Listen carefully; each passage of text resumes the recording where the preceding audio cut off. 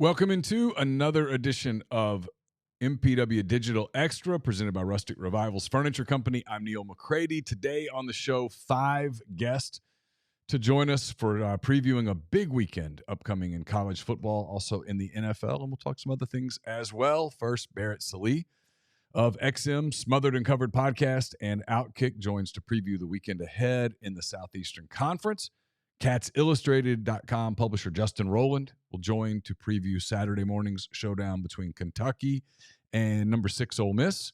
Former Alabama and NFL quarterback and McCready and Siskey weekly contributor AJ McCarron joins for a deep dive into Saturday night's clash between number 2 Georgia and number 4 Alabama in Tuscaloosa. And then IlliniGuys.com's Matthew Stevens joins for a conversation about the NIL scandal at UNLV and a look at Saturday's game in Happy Valley between Illinois and Penn State. And then finally, Barstool's Ben Mintz joins for his weekly visit to preview the betting weekend ahead in college football and in the NFL. MPW Digital Extra is presented by Rustic Revivals. It's based out of Flowood, Mississippi. Rustic Revivals builds tables and other furniture by hand with locally sourced lumber.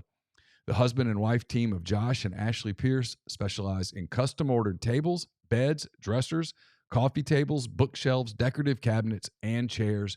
They also have a limited selection of ready-for-pickup pieces available in their shop. Rustic Revivals delivers within 250 miles of Flowood. All pieces are sealed for protection. Podcast listeners get 10% off their purchase by using the code REBELS10. If you're a viewer, you can get the same 10% off by using the same code, or you can go to the QR code right there in the YouTube stream.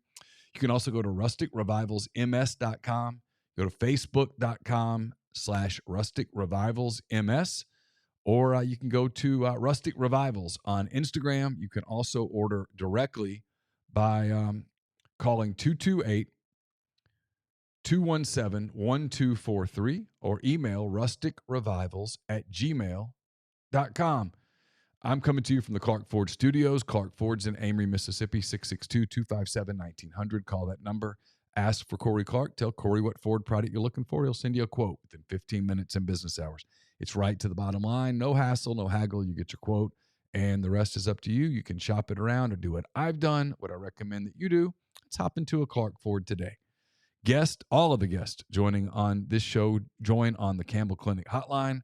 From fractures and sports injuries to complex spine and limb conditions, the pediatric orthopedic physicians at Campbell Clinic in Oxford are the only specialized pediatric orthopedic team in North Mississippi providing expert care for growing bodies. So visit campbellclinicoxford.com to schedule an appointment or call 901-759-3111. And before we get rolling, I know you've had Wendy's nugs dipped in sauce, but have you had them covered in sauce? Wendy's new saucy nugs take the crispy and spicy nugs you love and turn them up to 11. Choose between flavors like buffalo, honey barbecue, garlic parm, or if you're a real heat seeker, try spicy ghost pepper. Only on Wendy's signature spicy nugs. I dare you. That's 7 delicious ways to try the nugs you already love. So pick a flavor, grab some extra napkins, and prepare to nug like you've never nugged before. For a whole new way to nug, it's got to be Wendy's at participating U.S. Wendy's. Now to the Campbell Clinic hotline for the first of 5 straight guests. A lot of football coming your way, so sit back and enjoy another edition of MPW Digital Extra, starting off with Barrett Sallee. Barrett Sallee covers college football and other things, but he's known most for his college football coverage at Sirius XM, also Smothered and Covered podcast, and columnist at Outkick. Barrett, you know this. I've been a big fan of your work for a long time. Good to have you finally on the show. I've been a big fan of your work as well, Neal, even back to my Auburn days. Yeah. As a student, as working in media relations. So that's a really nice. Man, we've been around each other. We've been around each other for a really long time. A long time, yeah. I don't even know where to start. I will start with Auburn. You mentioned Auburn. Let's start with Auburn. It's been a big topic of conversation on MPW Digital the last few days with Hugh Freeze's post-game comments after the loss to Arkansas, and then Bo Wallace, the former Ole Miss quarterback, dove in, and we had Bo on our post-game show. If you had told me before the Ole Miss Georgia Southern game that we would still be podcasting at 1:20 in the morning after that game, I would have thought, oh, wow, it was the biggest upset in history, or Jackson Dart got hurt, or something huge really happened. And if you had told me, no, it's just going to be a 52-13 run-of-the-mill game that you sort of expect, and it's fine. Nobody really injured. It's fine. I would have been like, what the hell are we talking about? And right. It was Bo Wallace and Hugh Freeze and all of that. You obviously know Auburn really well. You follow the league. This isn't a fair question to ask it this way, but it's what comes to mind. Why does Hugh keep getting in his own way on this? I think it's ignorance for a little bit, arrogance and confusion, all of that at the same time. Now, like, first things first, his post-game comments, I think, were wildly misconstrued. He did put the blame on himself. And at the same time, Neal, like, everybody gets mad when we have to deal with coach speak.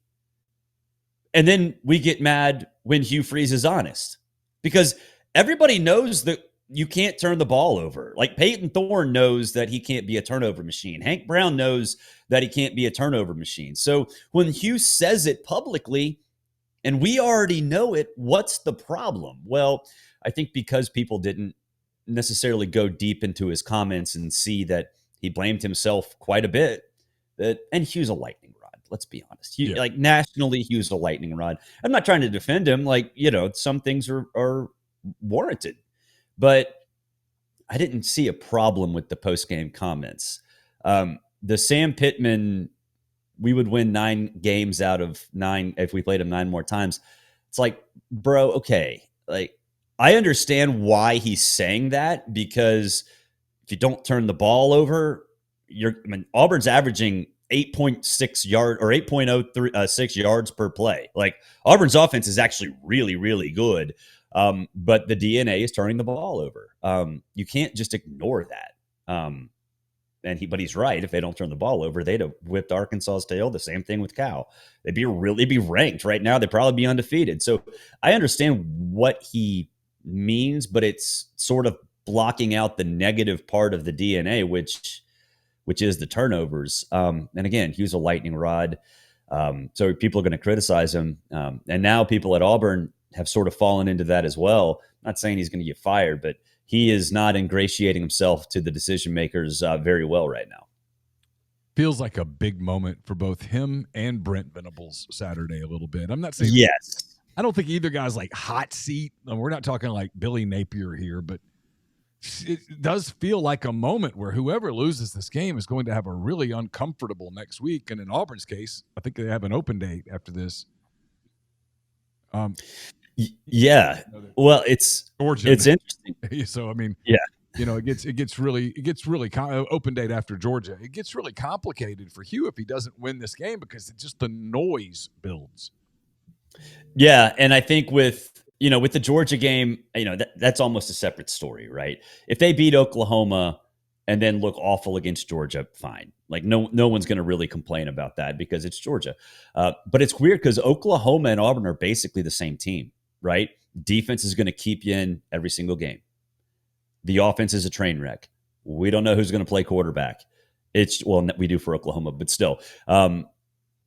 So, yeah, I mean, it's kind of a referendum game for Brent and for Hugh, more so for Hugh. But, I mean, think about what happens if the quarterback situation persists at Oklahoma. Like, Jackson Arnold was supposed to be the guy, right? He was supposed to be the guy that everybody's excited about, not just in Norman, but nationally. And clearly that hasn't happened. So if they lose to this Auburn team and the quarterback situation is still unsolved, it's going to get uncomfortable. But he's not on the hot seat. I don't think either one of these guys are on the hot seat unless they go 3-9 or 4-8. But I mean, you can say that about almost the entire conference, almost the entire country, right? But it would make for a very interesting offseason for both. And I don't think, like I said, it's different for Brent and Hugh because Brent is relatively safe, right? Mostly because he beat Texas last year and, whatever. But it's a big game. It's so different than what we thought, right? people were excited about Oklahoma's first road game. Yeah, it's going to be Oklahoma. Even if they lose to Tennessee, this is a good program. It's, you see Jackson Arnold on the road. He's supposed to be the superstar. And Auburn, looking at the schedule, they're probably going to be 4-0. And neither of those things happened. Yeah, the narrative's not fair at Oklahoma, but the narrative is you guys kind of let Dillon Gabriel walk because you liked this kid so much. And the truth was Dillon Gabriel was gone the minute Jeff Lebby left. And so, it's not truth in that. But these, some of this is on us. Media narratives get established and everyone goes, okay, well, that's the storyline. We stick to the storyline. And you're right with Auburn. I mean, before the year, they looked at the schedule and, hey, we're going to win 8 games. And that's going to be okay because the ones we lose are going to be respectable. And no one ever said, well, what if you lose to Cal at home and then lose to Arkansas at home? Because they would have said, well, that's not going to happen. And then when it does happen, it's super emotional. And, you look at it and you suddenly go, well, what if they go 3-9? Or what if they go 4-8? And, those are completely different conversations. And for Auburn, if they can't get it figured out a little bit, they have some really hard games coming up. That could. Yeah, they do. That could really shake things. It's such an enigma too, because the offense, like I said, 6th in the country in yards per play. Like it's almost like that's fake. I had to look at that and be like, really? It's the truth. And they addressed the offensive line. They thought they did. That was Hugh's biggest problem last year. It hasn't lived up to potential. They addressed the wide receiver issue because those guys weren't getting open last year. Well, they're getting open. They're just not holding on to the ball. Like a lot of those interceptions are on the receivers. So it's like, I think it's frustrating for a lot of Auburn people because the things that Hugh needed to address, A, in some cases aren't working. And then B, in other cases are working, just not in the way that you thought because there's still some downside. So it's a weird team, man. It's a weird team. And that kind of goes back to what Hugh said. If they played Arkansas 10 times, they probably win 9 out of those. Or at least he thinks that because he's ignoring the DNA of the team and just looking at the positives, which there are a lot. Sure. So it's a weird team. All right, speaking of teams that have a lot of positives, Ole Miss starts SEC play Saturday. Kentucky comes to town. Ole Miss 4-0. They've not played anybody, but the teams they have played, they have literally just beaten the hell out of them. They're at the top of literally every statistic you can be at the top of. But they haven't played a intriguing game yet. I'm curious, you're a kind of a national/regional guy. How much attention have you paid to Ole Miss so far? What have you thought? Well, I mean, obviously, I've been high on Ole Miss for a long time, so I've paid a lot of attention to them, all off season. And then during the season, though, it's like, okay, they're doing what I expected, whatever. Because there's been other storylines, obviously. Yeah. But, they're doing exactly what I thought they would. And that's good that I've ignored them because if I didn't, then something went wrong. And so my opinion hasn't changed. Not only are they a playoff caliber team, but they're a national championship caliber team. Does that mean they're going to do it? No, of course not. But with the way they play offensively and combine it with the way they get after quarterbacks and force chaos in the backfield, that's exactly how you win national championships. It's how Lane wants his team to be built, and they're following through. So I think the biggest thing now is how do you handle expectations in the SEC? Because they've never been to Atlanta. There's an expectation that they're going to be in that mix in mid to late November. What happens if they get punched in the mouth? Can they respond? And, I think for Ole Miss folks, that question not being answered is a good thing. But it's going to happen at some point. Maybe Georgia, maybe some other time. But I think so far so good. Exactly what I expected. Kentucky's somewhat of an enigma, right? They get blown out at home by South Carolina and turn around 7 days later and almost beat Georgia, who hasn't lost a regular season game since the Trump administration. I mean, it's been a minute, since they lost. And what do you make of the Wildcats? How much of a challenge can they be in Oxford? I don't think they're going to be much of a challenge. And honestly, the Georgia thing, I just kind of thought was that one Georgia game they always have, right? Last year it was at Auburn. It's been at Missouri. It's been at Kentucky before. It's just like one of those things where they sleepwalk. They have a chance to lose. I mean, Kentucky had a real good shot at beating them, but then Kirby uses that to his advantage, and everything goes fine from that point. So, I mean, I think Kentucky, they're going to ask Brock Vandagriff to win a football game. I like Brock Vandagriff. He can't keep up in this game. I think the biggest thing is, can they run the football though?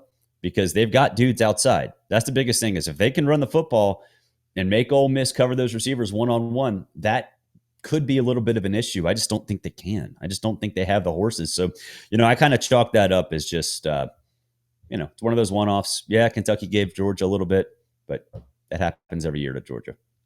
Ole Miss has Kentucky at home, at South Carolina, at LSU before an open date. What, in your opinion, will be the biggest challenge out of those three games? Which of those three teams scare them the most? LSU, because, we saw this last year, track meet of all track meets, right? LSU doesn't play defense. Now with Perkins out, they're still not going to play defense. But Garrett Nussmeier is really, really good. We know that. They've got receivers outside. So if they get into a track meet with Ole Miss, yes, that's how Ole Miss can play, and they at times I think want to play that way. But I'm not worried about Kentucky. I'm not worried about South Carolina. I think of those three, LSU is by far the biggest challenge, because the athletes are there. And that offensive line's good. Hadn't played great this year, but that offensive line's good. So, Ole Miss, that defense is built on creating havoc. If they can't, then things might get a little sketchy. Yeah, I think I agree with you. There's something about the South Carolina game that keeps sticking in my mind of this is going to be interesting. I think it's because their defensive front is so good and they can be so chaotic. But look, if they have to go with Robbie Ashford much more, that's not going to be able to pull that off. All right, I mentioned Donald Trump. He'll be in Tuscaloosa on Saturday. Pretty much the whole world's going to be watching Tuscaloosa Saturday night. Big game. Georgia, Alabama, these two BMS from the last, 10 years or more that have just sort of dominated the league in different times. And you have so many storylines. Kalen DeBoer and his first big game. ABC sort of did their first, I guess they had it last week with Tennessee, but this feels like kind of ABC's SEC debut a little bit. What do you even – I'll be honest. I've had people ask me this week, what do you think about Alabama, Georgia? And my answer is so horrible, but it's the truth, is I have no idea. I'm curious what yours is. Yeah, I'm kind of in the same boat that you are. It's like people ask me to make picks. I'm like, I don't know, man. Like, I have no idea what's going to happen. So, yeah, it's going to be – I'm going to be there, and I'm kind of looking at what happens with the running game for Georgia. They're 13th in the SEC in rushing. That's not something that can continue, especially since they're still trying to figure out Ladd and Brock who's going to be their guy. So at receiver, so they need some help. And if Malachi Starks, the Georgia cornerback, almost immediately he said when asked what the biggest thing that he has to worry about with Jalen Milroe, said the deep pass, not his legs. And that, I think, is the right answer. It's the right answer. So to me, I just think it's going to be all about that. Does Jalen Milroe make the plays to turn this into a little bit of a track meet? And if they do, Georgia's just not built to play that way right now. But yeah, all eyes are on it, man. This will be the fourth football game that I've been at with Secret Service, fifth all. Let me tell you, even though the Secret Service has taken some criticism lately, it's interesting seeing all those snipers around and all those long guns, because you might be in the safest place on earth, even though, again, they've taken some criticism lately. So that game's at 6:30 Central. What time are you kind of being told, hey, you need to start heading to the stadium? Because it's obviously going to be a different environment with Trump heading in. You mentioned Secret Service before. What is that like as opposed to a game? And you go to lots of games where there is no president or former president attending. Yeah, it's usually like, hey, the media gate opens 4 hours before. Okay, they're going to stretch it to 5. There's been a couple times where I've had to turn all my devices and like on to show them that they're functional the way they're supposed to be functioning. And that really slows things down with, TV folks and, audio, like, because you have so much stuff with you. It's a lot. I was at the LSU Clemson national championship game, and the press box at the Superdome is like literally at the top of the stadium. And he was there, and I didn't know this at the time. He left maybe after the first quarter. And so when he left, like the ceiling tiles above the press box, they opened up, and two dudes literally came down, stood on the table right next to me with sniper rifles. They were up there the whole time, and I had absolutely no idea. And I'm looking around going, what the hell is happening? That's crazy. I mean, I was at an NFL game once where former President George H.W. Bush was there, but they were used to it, and it wasn't a big thing. Like, it wasn't even anything. And then, yeah, it's going to be super heightened on Saturday. You've got Trump just today talking about threats that he's been briefed on, specific threats from Iran, and there's already been 2 attempts on his life this summer. I mean, that's going to be a bizarre environment. And then you throw in the game and all of that stuff. And then Saban will show up at some point too. I mean, you'll have Trump and Saban in the same building. Tuberville is going to be there. Like it's going to be weird. And I do believe that when Alabama moved the press box to the other side, when they killed the press box that was there now for luxury suites, that at least last time that Trump was there, he was right next to that area. So he might be right next to the press box. So that might be a little interesting for a lot of reasons. Be on your P's and Q's, man. You spent time this week talking to Eli Drinkwitz on your show, got a one-on-one with him. They had a really close call against Vanderbilt, fairly close call against Boston College. They were a team that I was really high on going into the season.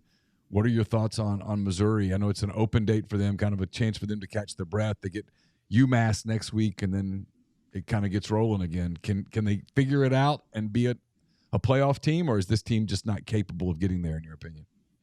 I don't think they can be a playoff team. Actually, Eli was really, upset with a lot of the aspects of his team. Missed tackles, even though the defense has been fantastic. He's really mad about missed tackles.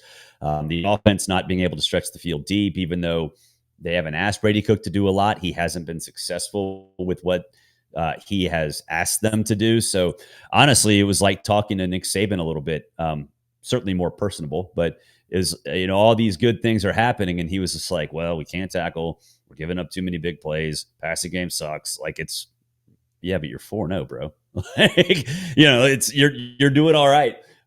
So we had some fun, talking about, other stuff as well. But, for me, Missouri is probably one of those teams that's good enough to get to the playoffs, especially since the schedule's kind of easy. Win it? No. Because like tackling, we asked about, tackling and how you address that during a bye week. And he said he screwed up last week. He's got to fix some things the way they practice this week and hope that works, in terms of when they address, shoulder pads tackling, when they're in shells, when they're in full pads. He felt like he didn't have that set up properly. So I think they're going to be okay, but let's just say they have to fix a lot more than maybe the outside world sort of suggests. It's another SEC game. It's very much an undercard game, but it's interesting because you have Mike Elko trying to kind of get it rolling at A&M, off to a sluggish start. You've got Sam Pittman trying to avoid just an absolute disaster. And on one hand, they could have easily lost. It was actually a crazy stat.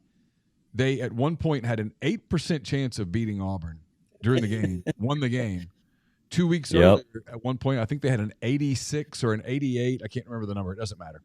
Percent chance of beating Oklahoma State and didn't. So they're off to a 3-1 start. Feels like another big game for them. If they were able to win it, suddenly, 6-7 wins and something respectable is on the table. And it would be a big loss for Texas A&M because it would be a deflator for them. What do you expect in the game in Arlington? Yeah, something weird always happens in that game too. That's one of those things where it's going to get wild regardless.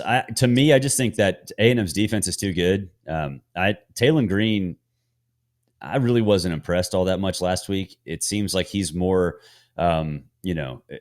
he's more going to take advantage of weaker competition than, in Oklahoma State's defense, I don't think is that great. But Arkansas, I don't know, man. Like, I just don't trust that team offensively. I just, the whole aspect of it. Like last week, you mentioned they had like an 8% chance of beating Auburn. That shouldn't happen. Like it shouldn't be that way. They should be better, especially with a dynamic quarterback, and they're just not. So to me, I think that game gets a little sideways. Texas A&M needs it though. They, with all that's happened with the quarterback situation, they feel comfortable with where they are right now. They've got to take advantage of this defense, because here's the thing: like, Auburn actually moved the ball really, really well against Arkansas last week. They just turned the ball over. Yeah. So they need to see something offensively to be happy moving forward. But it's an interesting game, and like I said, things usually get wild in that matchup. All right, I know I've got you up against a deadline here, so I'm gonna get one more thing from you, then I'll move. We'll let you go, and really appreciate your time. Big story on this Wednesday morning as we record this is UNLV quarterback Matthew Sluka. UNLV's undefeated. You talk about Arkansas. There's a lot of talk that Sam Pittman might walk away at the end of the season, and Barry Odom might be at the top of their short list to just come in and just sort of replace Pittman. Well, he was at Arkansas before. Now he's got this issue at UNLV with Sluka leaving. What do you make of that? I thought your tweet today was great, which was, hey, there's two sides to this. Don't forget about the middle. There is always a middle in one of these things. This feels like one of these deals where the truth is somewhere in the middle. Yeah, for sure. There's three sides to every story. And I mean, if he made a deal and didn't get paid, that's a problem, and that looks bad, whether it's on Odom or their collective or both or whatever. If he tried to leverage them mid-season, which is another one of the stories that's out there, that's more on him, because you have a deal. Like, you have to live up to your end of the deal. You can't just tear it up. I mean, all contracts are made to be broken, but you have to live with the ramifications for that. It's going to happen more. MJ Morris did it last year for NC State. They just didn't really talk about it all that much. So that's just a new age we live in, right? Like, if you don't have a multi-year contract like professional athletes do, and you're basically a free agent at all times, it's just going to happen. It's just going to be that way. It sucks. I think the kid's taking a lot of heat. The family's taking a lot of heat. UNLV's taking a lot of heat because nobody really knows what's going on. But it is something that we better get used to, because there are going to be other instances of this. I was supposed to have Barry Odom on my Smothered and Covered podcast this week. Now I understand why maybe he didn't get back to me. Yeah, he had something going on. I think there has to be transparency in these things. I've been saying it for a while. They need to have contracts that have transparency. Even if you don't issue the terms of the contract publicly, there needs to be a signed contract. There's way too many verbal agreements. A collective goes, hey, we're going to pay you this. They get there. Yeah. These collectives are not operating financially the way that a lot of people think they are. They're operating 30, 45 days out. And so when they have, and they're operating often on pledges. And when they don't get the pledges, when the money doesn't actually come in, they don't have it. And so I think that happens quite a bit. I mean, I know it happened at a Big Ten school. I know it happened at an SEC school. And at both cases, of course, because they're big schools and they can handle it, they managed it before it got ugly. But it was 24 hours away from getting ugly at both of those places. Yeah. They fixed it. But I agree with you, this is going to continue to happen unless they come up with a way to collectively bargain it and fix it, and you get into all the big picture stuff that we don't really have time to dive into right now. Yeah, and then are they employees? Are they not? And then you get like, you know what? Billable hours, they're undefeated, always. So lawyers always win. Lawyers always win, and there's a lot of time and hours for the lawyers these days. Barrett, thank you much for the time. Enjoy the trip to Tuscaloosa. Avoid the snipers if you can, and hope to catch up with you again soon. Please tell my listeners, my viewers, how they can get your work. Yeah, you can subscribe to College Football Smothered and Covered, YouTube, Apple, Spotify, all those places. And then Sirius XM on Sunday mornings, babysitting Tom Luganville, and then Outkick from the writing side. So plenty of ways to consume whatever it is I'm doing at any given time. Hope to see you soon. Thanks. Yeah, man. Absolutely. Thanks for having me. Justin Rowland covers Kentucky for CatsIllustrated.com. As part of the Rivals Network. He's been on with us at MPW many times before. Appreciate your time as always, Justin. Thanks very much. Always enjoy it, man. Thanks for asking me. So this Kentucky Ole Miss series, they don't play every year, but the last couple of times that they played, I asked Lane Kiffin about this on Sunday night, and he kind of gave one answer, and then today he talked on Monday when I talked to him again, he sort of talked about it a little differently. It's been really close games during the Kiffin Stoops tenure. They've played the real close, kind of crazy game up in Lexington during COVID. And then they played in 2022. The Will Levis got hurt.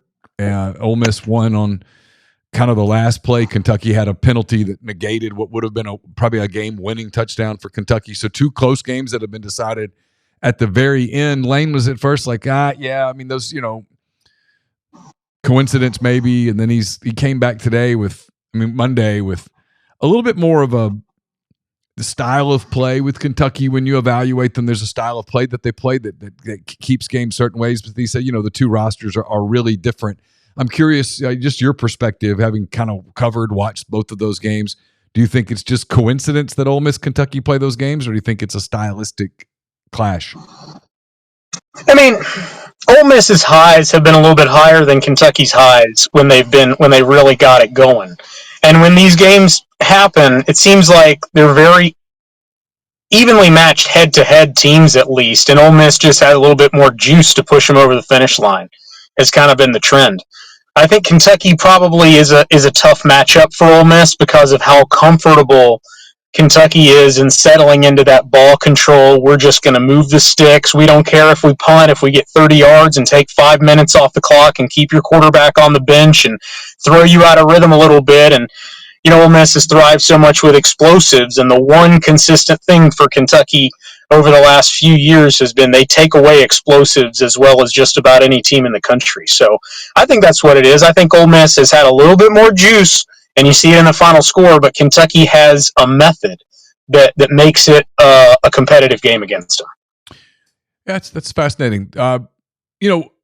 Last year Ole Miss went to Athens and just got absolutely skull-drugged. I mean, just pounded. And Georgia, if it was a wrestling match, it was just brutal. One of those, it was ugly.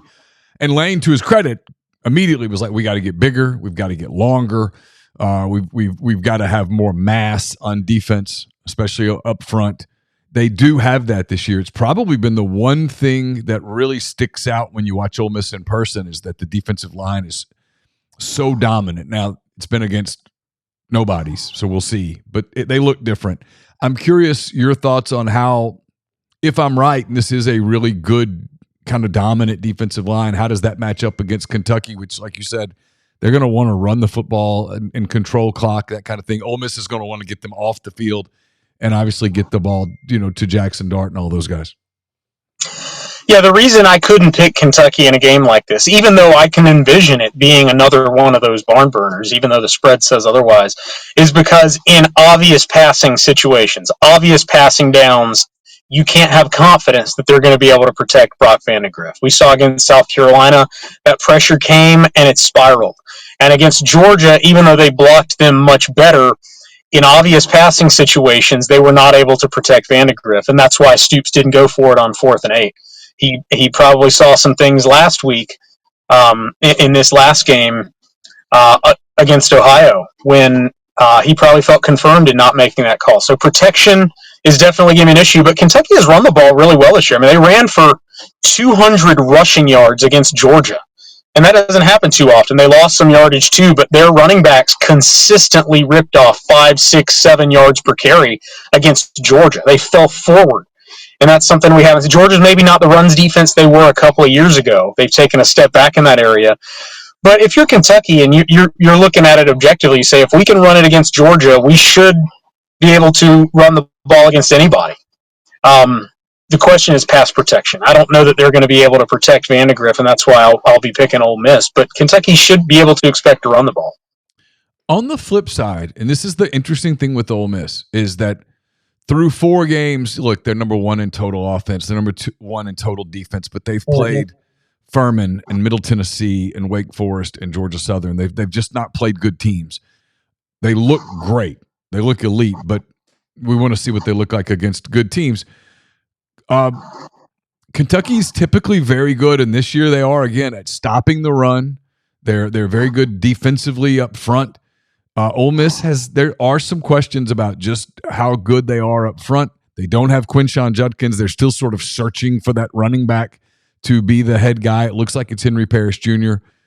If Ole Miss can't establish the run and they get into some obvious passing downs, Kentucky's pass rush is something that Lane Kiffin talked about. How good is it?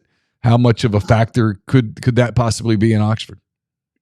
They can get after it some. I would say it's not the best pass rush that Stoops has had, but he's probably looking at Deion Walker and seeing how disruptive he can be when the motor is going. And they've got a true freshman, Steven Souls, who we didn't expect to play as a true freshman, and he looks like he has a pass rush niche for him there. And then the inside backers, they like to get pressure with those guys, De'Eric Jackson and the Georgia transfer, Jamin Dumas-Johnson. But yeah, I mean, I think Kentucky has a fantastic defense. You just look at their results. 2 games against non-Power 5. The South Carolina game had nothing to do with the defense. They did let Sellers get going more than they needed to in terms of efficiency. But, I mean, the defense has played great this year. I think it's a fantastic defense. And if Ole Miss can't run the ball, then I think it'll be a really good game. And that's really Kentucky's calling card. Stoops' identity is, I don't think he loves recruiting, but I think he knows what he's looking for. And he believes that you got to be huge up front and then keep everything in front of you. So be huge and stuff the run with that defensive line and then keep everything else in front behind you. That's kind of what they do. And so if they can take away the run, then they're going to feel like they have a puncher's chance. Yeah, it's what they did 2 years ago. They took away the run pretty consistently and didn't let Ole Miss have the explosive plays like you talked about, and that game ended up being tight, because for those reasons. I'm curious, just from the outside, I don't know how much you've had a chance to watch Ole Miss, to see them, to pay attention to them. What have been your impressions? It's impressive. I mean, they got a good thing going. The system is firing on all cylinders, and Dart is playing at a very high level. And Trey Harris, we knew going into the season, was one of the best receivers in the country, and you got to be impressed with the defense. I've kind of mentally got them as one of the top 5 teams in the SEC. And maybe some Ole Miss fans say, oh, what about top 3? But 6, 7 playoff contenders in the SEC right now. And I think Ole Miss I've put Ole Miss right there mentally with Tennessee. Just maybe not quite as proven as Texas, Georgia, and Alabama, but right there with Tennessee in terms of maybe they haven't played quite the level of competition that Tennessee has. They haven't gone on the road to an Oklahoma. Wake Forest maybe isn't quite NC State. Of course, they got blown out by Clemson too. But yeah, Ole Miss top 4 or 5 in the SEC, and you better play well, and they better probably play their C game for you to have a chance. Brock Vandagriff, coming into the season, was one of those guys that I thought was kind of the wild cards in the league, because you're like, hey, this kid everybody recruited him out of high school. He goes to Georgia. Obviously didn't work out the way he wanted it to work out there. He's at Kentucky, and you're like kind of wanting to see what he does. I know it's still fairly early in his tenure there. What have been your impressions? What has he done well? What's holding him back from right now being one of the top quarterbacks in the league? Protection is a big part of it, and some of that falls on him. South Carolina got to him, and he did not handle it well. I don't think he expected to have it coming from every angle all the time, and he started lobbing passes up, and there were some dangerous potential pick sixes, but otherwise he's been pretty good. Against Georgia, he didn't have the numbers, but he made some really good throws when the protection held up. We're talking long, deep outs to the opposite sideline. He did that. And he's looked really good against Ohio, and he's looked really good against Southern Miss. The running, especially on scrambles when it breaks down, has been really impressive. He's made some really good throws. I guess the question is, he is more of a pro-style quarterback. He needs to be able to have that pocket back there. He can move, but the protection has made him look not as good as I think otherwise. I mean, if they had one of the better pass protection offensive lines in the SEC, you would be talking about him as one of the more interesting breakout players in the conference, I think. But he's having to do a little bit too much on his own because they're getting to him a little bit quick. Obviously, Ole Miss is a program that's been built on the portal. I mean, Kiffin openly talks about how they're going after guys in the portal. They've the not just the collective, but everything. They build depth through the portal. Everything's portal related. I know Kentucky's done some portal too. You talk about offensive line. If they had a better offensive line, we'd be having a different conversation. Did Stoops make a mistake by not leaning more into the portal with this, or is that not really an option for him? After the South Carolina game, my feeling was Mark Stoops kind of got a little bit away from who he was. Going back to 2020, it was run, play defense, and they had 2 10-win seasons pretty much like that. And he heard a lot of people clamoring for how do you get it to the next level. And so he opened it up and went in a pro-style direction and got away from that ground and pound. And I think that's outside of his comfort level as a coach. And I think it's outside of just maybe the natural development and evolution of the program. And so I was thinking he should have just taken all that NIL and thrown it to the offensive line. Mark Stoops is Iowa. He's a Big Ten coach in the SEC. Mark Stoops, more than most other coaches, needs a very strong offensive line and a defense. And that's what he needs, and they don't have the line. They're blocking the run okay, but I think the problem is it's hard to recruit great offensive linemen from the portal. I mean, those schools that have those guys are about to break out don't want word getting out about them. And then it's like a Shark Tank recruiting those top offensive linemen who are in the portal. So I think the moral of the story is if your offensive line falls apart, it's really hard to rebuild it. It's really hard to fix a bad offensive line because there's so much that goes into it, and they're just trying to pull themselves out of a hole. Several offensive line coaches in a few years and some evaluation misses as well. It's complicated chemistry. There's no doubt about that up front. And it's something that I think media and fans alike sometimes don't spend enough time really concentrating on. It's critical. Now, and Ole Miss is not proven yet. You know, they did a lot of rebuilding through the portal and they've had a couple of injuries. And I don't think we've seen whatever their offensive line is going to look like in an ideal world just yet. But they've been good so far. But again, they haven't really been tested like they're going to get tested. I'm not taking Kentucky for granted here for Ole Miss's sake, by the way, but I'm curious. You've seen South Carolina. I think they're a wild card team. They gave a game away against LSU that they should have won. They had that game in control. You saw the Gamecocks in person there in Lexington. What were your impressions of them? The one thing about South Carolina is they can create some havoc. They're, I think, top 3 or 4 in the country in sacks, and I think they're in the top 20 or 25 in tackles for loss. And they returned all their defensive tackles, and they got Kyle Kennard, and they got Dylan Stewart at the edge, and they are playing with a lot of confidence. And if you dominate the line of scrimmage on the level that South Carolina did against Kentucky, it really doesn't matter what the rest of your team looks like. I think they're a very flawed team outside of that front 7, but the defense is legit. The defense is very legit in the same way that LSU's offense is legit. I've kind of started to think about LSU and South Carolina is similar in that I wouldn't put them in the top 6, like those playoff contender teams. Maybe LSU can get there. Maybe they'll trade blows with people enough to get there. But South Carolina, LSU, teams that could probably lose to almost anybody in the league on a bad day, but they have the chance to jump up because they're very strong in one or two areas and maybe surprise one of the league's better teams. Yeah, you mentioned both of those teams. That's who Ole Miss plays next. After Kentucky, they go on the road. They go to South Carolina, to LSU before they get an open date. It's these 3 games that, coming into them, Kentucky, South Carolina, LSU, when you've played the 4 that they've played. I wrote this in my column on Saturday night. I mean, I think thinking season is kind of over. Like, you think this team is really good. They look really good, but it's kind of knowing season. And I think they feel that way as well. What happened in the Kentucky-South Carolina game? Because it's such an odd juxtaposition, right? If you're watching from 30,000 feet, you see that score and 31-6 South Carolina over Kentucky, and you're like, wow. And then 1 week later, you're watching in the fourth quarter as Kentucky is this close to beating a team that hasn't lost a regular season game, dude, since COVID. I mean, they don't lose regular season games, and Kentucky's like right there with them. I mean, it is blow for blow for basically 60 minutes, and I'm not smart enough to really understand that. It kind of blew my mind when I was covering Wake Forest, Ole Miss, and I'd done post game stuff, and I get done with that. I got back to the hotel, and it's 13-12 or whatever it was, and you're like, what?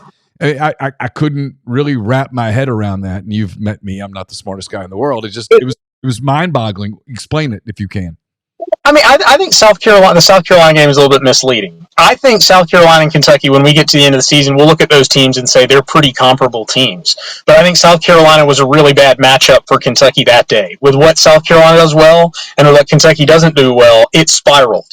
The Georgia game, it's interesting. I think over the last 5 years, Georgia scored under 21 points 3 times on the road. And I think all 3 times were in Lexington. They lost 14-3, they lost 16-6.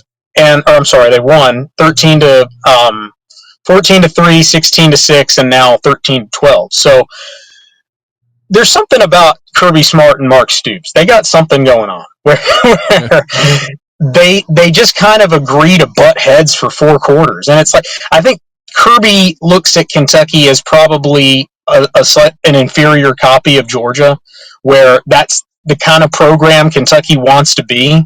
And the thing has always been kind of like Kentucky is to Georgia as Georgia is to Alabama. Georgia tries to Alabama, and that's why they've struggled in that head-to-head.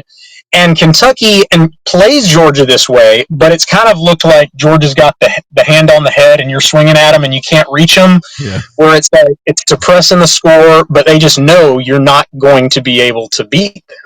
And so they keep it close to the vest. But I think got into the second half, and by that point, Kentucky had so much confidence. Hey, we're actually running the ball on these guys, and Georgia couldn't snap their fingers and rechannel a different mindset. It was a shock to me, and just like it was a shock to you. A year ago, there was at least for a few hours, it looked like Mark Stoops was leaving Kentucky, going to Texas A&M. I don't know how true that actually was or wasn't. The Iowa thing doesn't ever really go away. I've asked you about that before. Does he leave for Iowa when and if Iowa ever opens up? He's had a hell of a run at UK. He's been super consistent. He hasn't gotten to that very top level, but that very top level is very hard to get to if you're not Georgia or Alabama, really. Last couple of minutes I have with you here, I'm just kind of curious and I know there's a lot of football left, including Saturday in Oxford, but what's your sort of feeling for how much longer Mark Stoops is at Kentucky? My sense is probably not a whole lot longer, just because I think the people that have speculated about an early retirement, runs in the family, health, outside of football, I could see him getting out pretty early. I think there was that, but there was also, hey, Texas A&M has a ton of money. And there's only a handful of schools in the country that are fully financially committed to football. The administration is on board with it the way that fans want them to be. And the A&M would be one of those places. And so you got a guy who might be looking at the end of the tunnel. And at the same time, he's thinking, this is my chance for validation to go win a national championship. I think he's frustrated with some things at Kentucky. And we can talk about a lot of things related to that. But at the end of the day, he's thinking, I'm the winningest coach in this program's history. I've brought this program to places that it simply has not been in the modern era under me.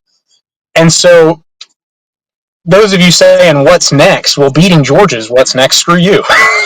It's just kind of like fans are saying, what have you done for me lately? When are we going to punch through the next wall? And Stoops is probably thinking to himself, man, I'm at Kentucky. Like, what do you guys want? And I don't think he'd ever admit that, but that seems to be kind of where we're at. And he's probably one of those guys that's a little frustrated that you're at a SEC school, but it's not a football first school, obviously, because of the incredible basketball tradition there. And in this world where you're competing for corporate dollars, for NIL and all of that stuff, you probably feel like, hey, I'm not only competing against Georgia and Alabama and Tennessee and Ole Miss and Missouri and whoever, I'm also competing against Mark Pope, and through no fault of anybody's, I'm competing against a basketball program right down the street as well. Even more so than under Calipari. I think a lot of people looked at the tension between Stoops and Calipari over that basketball school comment that Calipari made and assumed Stoops is ready for Cal to go. But I think Stoops knew that Calipari had a lot of his own sources of funding. And so they didn't butt heads a lot. When Cal leaves and Pope comes in and it's okay, let's recreate Kentucky for Kentuckians again, they're competing with basketball for dollars now. And so that's an interesting change that's happened. But I mean, their NIL situation is good enough to pull in top 25 high school classes, which is better than they've ever done, and top 10 to 15 portal classes. So everybody likes to complain about their NIL situation. I think Kentucky's is better than say most ACC, certainly most Big 12, but is it at the level of like the top of the SEC? No, I don't think so.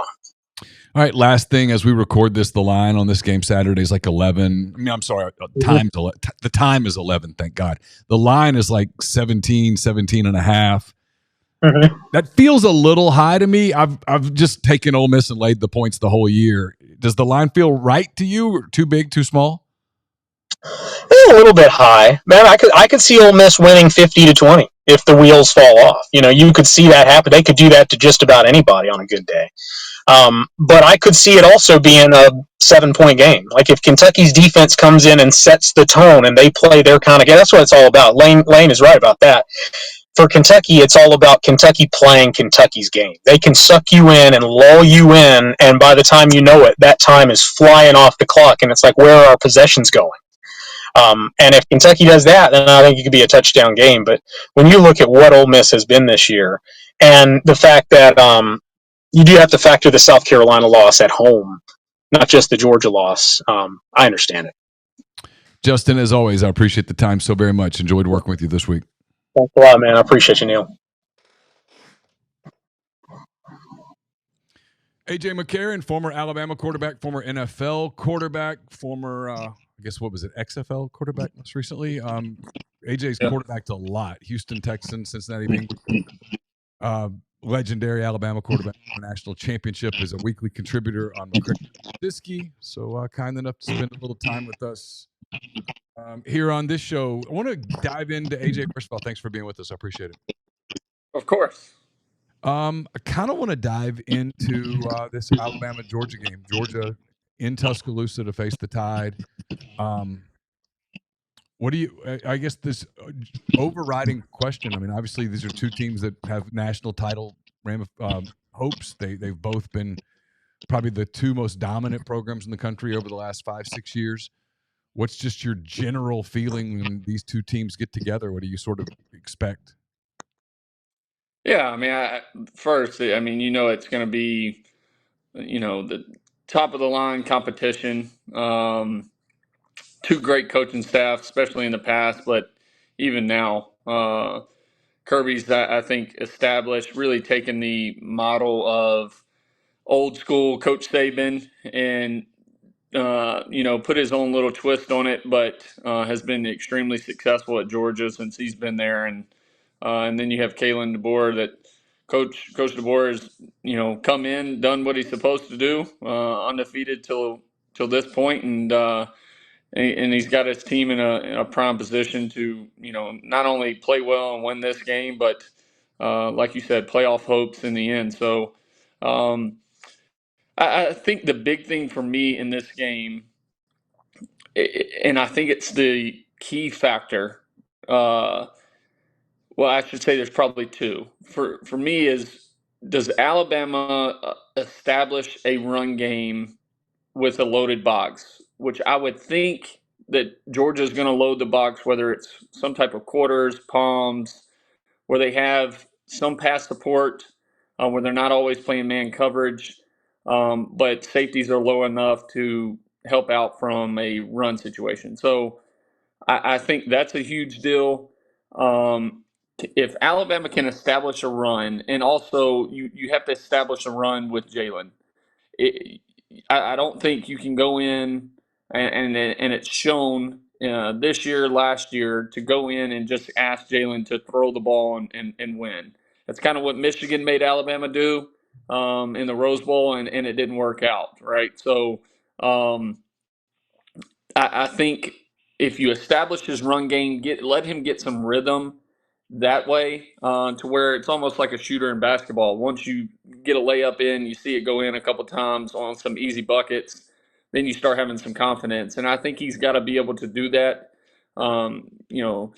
create some runs for him to where he gets in a rhythm, and then help him when it comes to the passing game, because now you allow him to do actually what he does well, and it's play action pass and just chunk it deep. Then you might get some one-on-one, some guys busted coverage behind the coverage. So that's when he can really shine in that situation.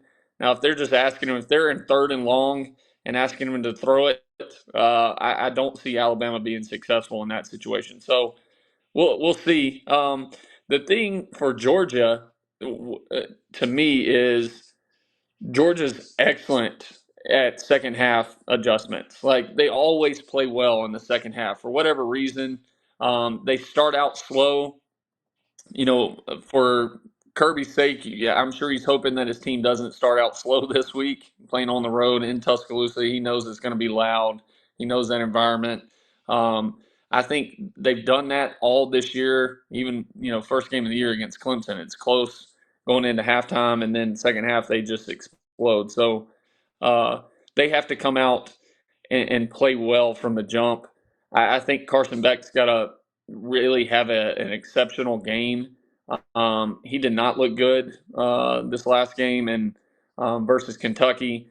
He was really, late on throws across the middle, spraying the ball all over the place, missing wide open guys deep. He can't do that versus this Alabama team, especially with the secondary. You got Malachi Moore back there. Like, he's not a guy you want to test and leave balls high over the middle and let him pick it, or stare down a receiver and let him, play middle field safety and go get it. So I think their passing game from their sense is, Georgia's always been able to run it, but can Carson Beck play well, and especially on the road, taking care of the football, I think is a huge key for them. I'm curious, when you watch Georgia now these last few years, does it remind you of the program you played in? Does it almost look like that, feel like that? Oh, 100%. I mean, they're what, you could probably count on both hands how many schools in the country are still running pro style offenses, right? I mean, it's just kind of an offense that's just history a little bit. So I think from how Kirby runs everything, knowing people up there, talking to them, like a lot of things they still do are things we did. So, I mean, he literally took the blueprint. I mean, he was with Coach Saban for years. And so I think he really took that blueprint and, of course, put his own spin on it. But it's 100%. It looks like, like during my time at Alabama, from how they play defense, how they play offense, special teams. I mean, every part of it is definitely a twin for sure. This is going to sound like a dramatic question. I don't mean for it to be. Obviously, he's fine, right? It's one game, ridiculous. But how big is this for Kalen DeBoer, right? I mean, you've got this big game, Kirby coming in with basically Alabama East, the former president's there, ABC night, the whole deal. How imperative is it, or how big would it be for Kalen DeBoer to win this game and sort of put his own stamp on the Bama program early in his tenure? Yeah, I think it's huge, and I think that's a great question because, listen, if there's been one team that has, kind of held, the wins over Georgia's head, it's been Alabama, right? Like, that's it. That's it, and that's something that Kirby's been knocked on is, hey, he can't win the big game when it comes to playing Alabama. Like, it's always been the big game of the year, and he just can't do it. Whether it's not to interrupt you, but like to even further accentuate that point, Kirby lost the national championship to Alabama on the Tua throw. They would have beaten anybody else in the country that night. And then last year he loses the SEC title game to Alabama on a year where I think over the course of the season, Georgia was probably the best team in the country on balance. So it stands to reason that they would have had a really good shot at winning the national championship had they gotten past Alabama. So he'd have 4 titles right now. We would be talking about Kirby Smart in a completely different way if Alabama were just one little thing down, one click down. He'd have 4 titles right now. He's that close to 4 titles. And look, the list of guys that win 4 titles is really short. No, 100%. And that's what I'm saying, kind of holding the wins over their head is it seems like Alabama's the only one. And that was something that was credited to Coach Saban, whether he deserved it or not, right? But Coach Saban got all that credit.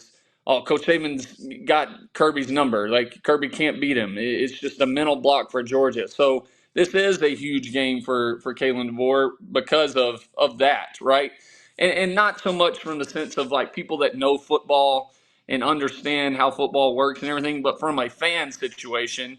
And we both know, crazy fans on the Georgia side and crazy Alabama fans. Like, it's just the way that fan bases are. They expect to win every game, and when you don't, they think the world's falling apart. So it's a huge game for him, just to almost a sigh of relief from a fan base standpoint, because if he doesn't win this game, and the fact that it's in Tuscaloosa, right, is you're going to hear fans moan and groan and complain about, this was his chance. Like, we can, and they'll start it. It's just the way it is. But I don't know if he can win the big game. I mean, he didn't really win the big game at Washington. Like, is he going to be able to do it here? So it's just going to kind of fall over to his situation now, being the head coach at Alabama. So I think this is a big game for him to come out.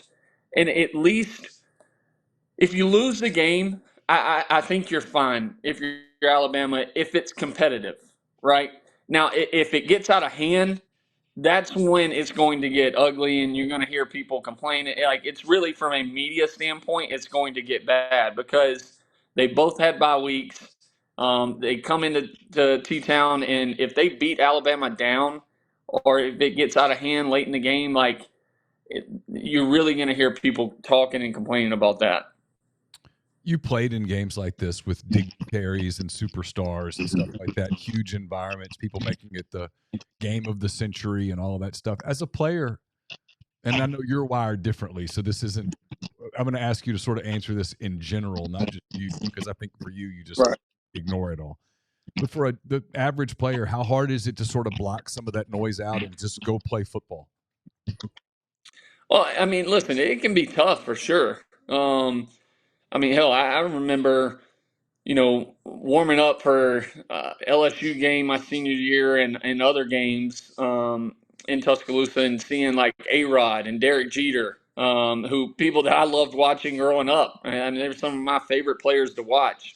And hearing about, Lil Wayne being at the game and stuff like that. Like, people, music artists you listen to, Kurt Busch, Kyle Busch, like NASCAR drivers I've watched my whole life. So, it can be a distraction because you want to, as a player, you want to go out and play well in front of those people just because now they'll know your name, right?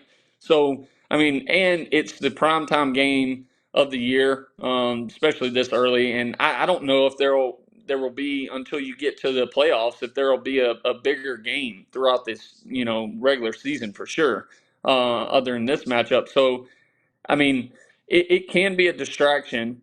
And I give a lot of credit to Coach Saban because he always harped on it like throughout the week. And I think that is something that you have to do as a coach. And it kind of gets annoying.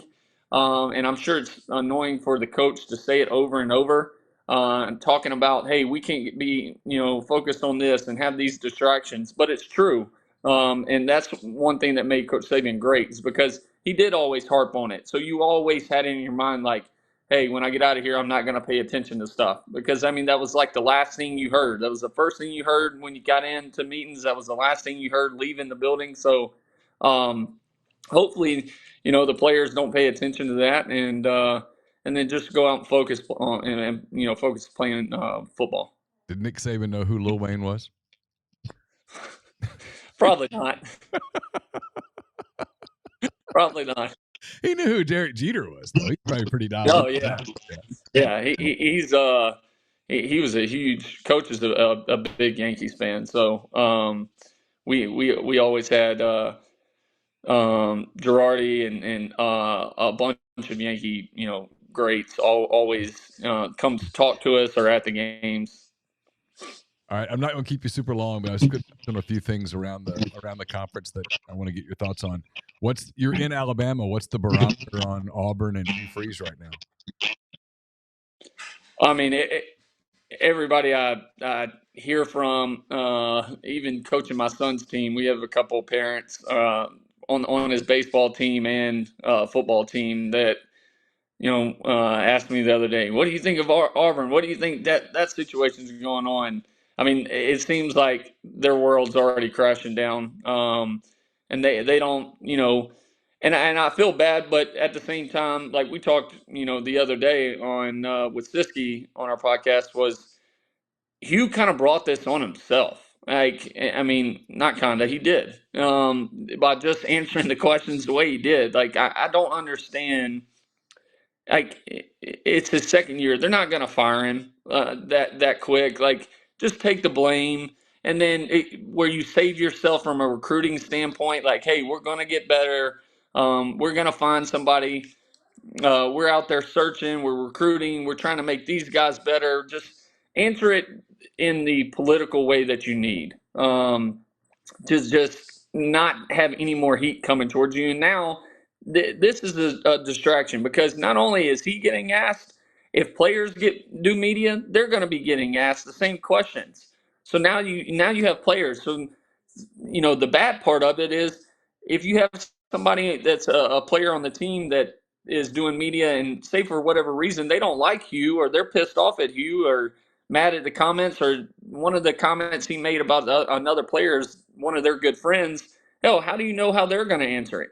And then what firestorm does that start, right? And now it's really falling apart. And like we talked about earlier in the week, is how does that affect recruiting? Because he was doing so well from a recruiting standpoint. And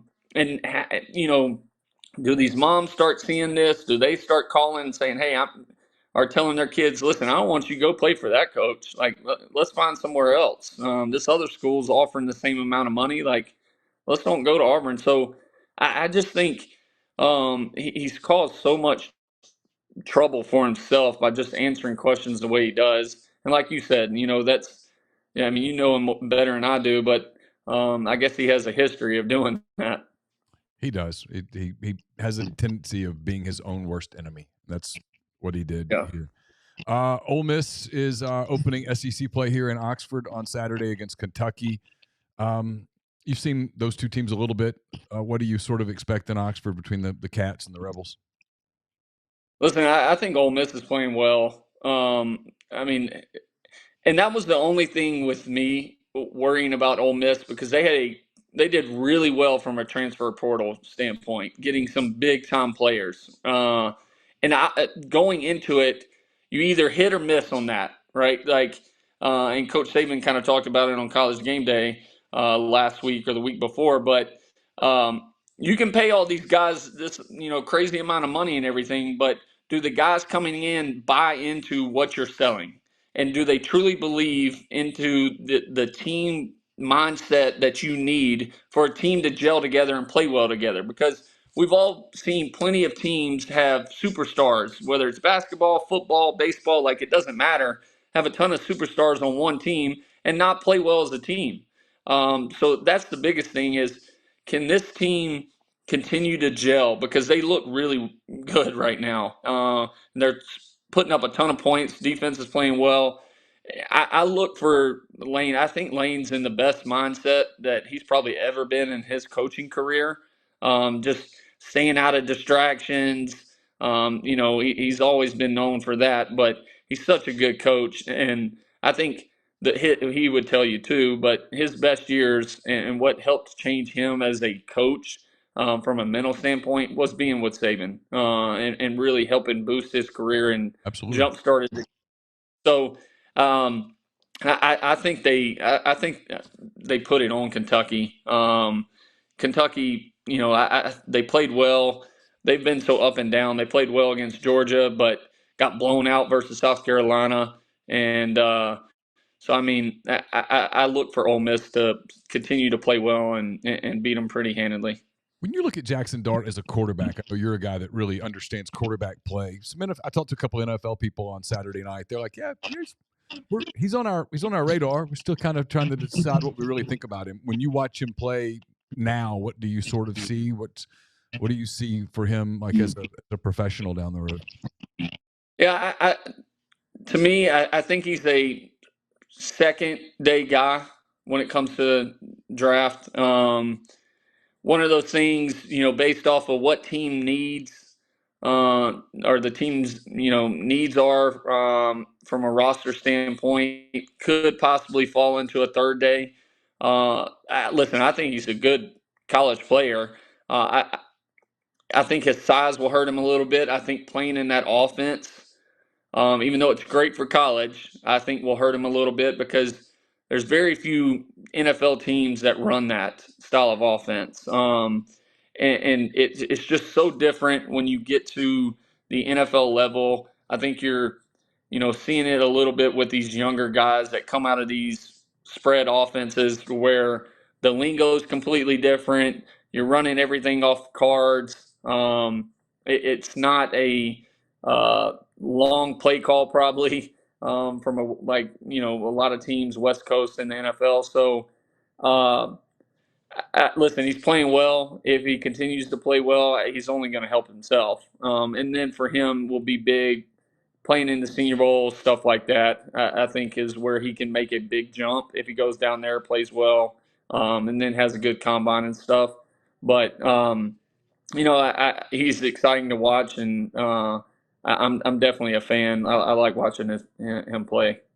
Last game, it's certainly the undercard. No one's really paying a whole hell of a lot of attention to it. But the winner of this is going to have a little bit of momentum. The loser's not. Texas A&M and Arkansas meet in Dallas. Last time that game's going to be on the neutral site. They're going to move it to the campuses starting next year. Any kind of a read on that game?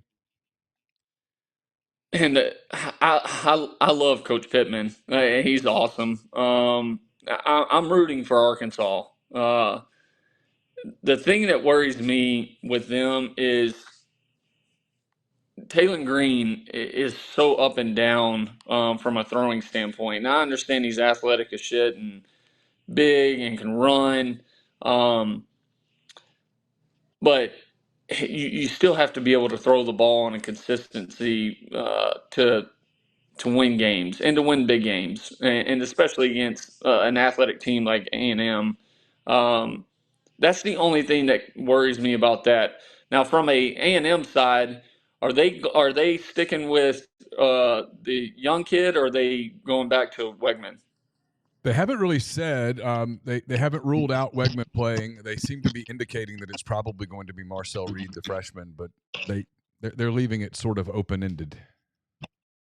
Which, to me, I think the younger kid, the freshman, seemed to be. Now, listen, he's probably going to have freshman mistakes and everything, and can you risk that in a big game like this? And that comes into play calling, like, hey, we need to take care of him, playing especially in Jerry's world in a huge stadium that's going to be packed, right? From an environment standpoint, can you calm his nerves? With me, Wegman just does not throw the ball well at all. I understand he's an older guy, he's going to have more experience, but I think that for their offense's sake, like, I think they're a better offense with the young kid playing. I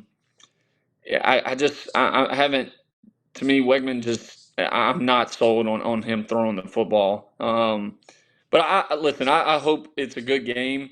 I hope Arkansas wins. I love Sam Pittman. I think he's a hell of a coach. He just looks like he'd be fun to play for. And I'm rooting for him because, so many people had already, before the season even started, written Arkansas off. Like, said, hey, Arkansas is going to get killed this year. Sam Pittman's done. They should have fired him last year. He's just buying one more year, blah, blah, blah. So I'd like to see him win and keep this thing going because I think he's a hell of a coach. All right, we started with Alabama. Georgia will finish there. You got just a gut feeling on how this thing plays out? And I know it's hard with the gut because your heart's with the Tide, but Right. I'll just say this. I think if Alabama can establish a run game from a running back standpoint and Jalen, I think Alabama wins. I think it's a close game. I think it's a low-scoring game. I think both defenses play well. The thing that worries me if they don't do that is if they get in situations where they're third and medium, third and long, and asking Jalen on a consistent basis to throw and win you a game, that worries me. Now, can he do it? Yes, of course, but just from a consistency standpoint, I haven't seen it. So, and then from a Georgia side is their second half adjustments. I'm telling you, is some of the best I've ever seen and been a part of. And Kirby was great at that in our halftime speeches. Like, this is what we're going to do. This is what we're going to do different. And coaching guys up at halftime. Like, I've been in those locker rooms for many years listening to him talk to the defense. So he's great about that. If they get burned on something, usually they don't get burned again. So when Bama has those opportunities, they got to make it happen. You got to capitalize on them.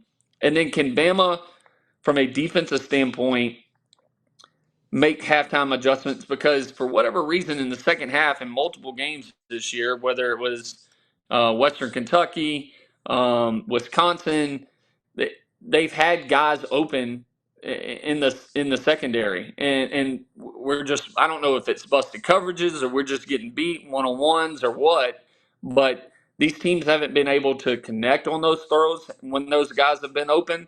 And if you play a team versus Georgia, Carson Beck's good enough, their receivers are good enough to go and get it. Like, those are things you can't have happen, especially in the second half in a big game. So I think Bama wins. I think it's, like I said, a low-scoring game, and I think it's close. I'd say Bama by 3. AJ, thanks so much for the time. I really appreciate it. Look forward to seeing you on Monday. Yes, sir. Appreciate it, Neal. See you. Matthew Stevens covers Illinois for Illini guys. Illinois plays a big game this weekend at Penn State. The Fighting Illini has a chance to make a big national statement. We'll get to that in a minute. They're playing a Penn State team who I think looks really good. We'll talk about that in a minute. But first, I kind of want to get into this UNLV story a little bit. Matthew Sluka, the quarterback at UNLV. Okay, so I think this is imperative for a timestamp standpoint. I feel like I'm going back into the COVID days. It's a little afternoon on Wednesday. This story's been developing all Wednesday morning. You guys are seeing this on Thursday, so if some massive bomb fell on this story between now and then, we didn't know about it at the time. But we're going to kind of talk about this big picture for just a few minutes because I think this is a fascinating spot for college athletics. You can bet that all over the country, every school, no matter how big or small their NIL collective is, they're talking about this. So Matthew Sluka, the UNLV quarterback, he's played 4 games. UNLV's undefeated. They're one of the Cinderella stories of college football. They've got a couple of good wins under their belt. Barry Odom's done a fantastic job with that program. Matthew Sluka is leaving the team 4 games in. He's got to protect his redshirt year. He says, hey, they promised me $100,000. I haven't been paid. The UNLV collective is saying there was no such promise. The kid's dad is saying, no, the promise was made by a UNLV football staffer.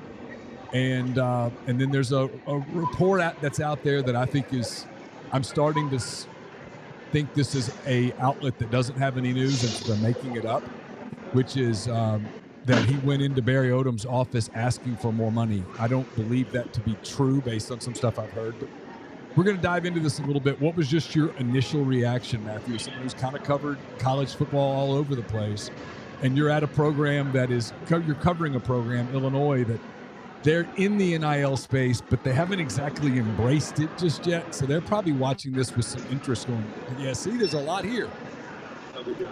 Yeah, Neal, like just breaking the fourth wall, we've texted about this all morning, the two of us, and I'll just reiterate what I texted you first. I've been waiting for a story like this to happen.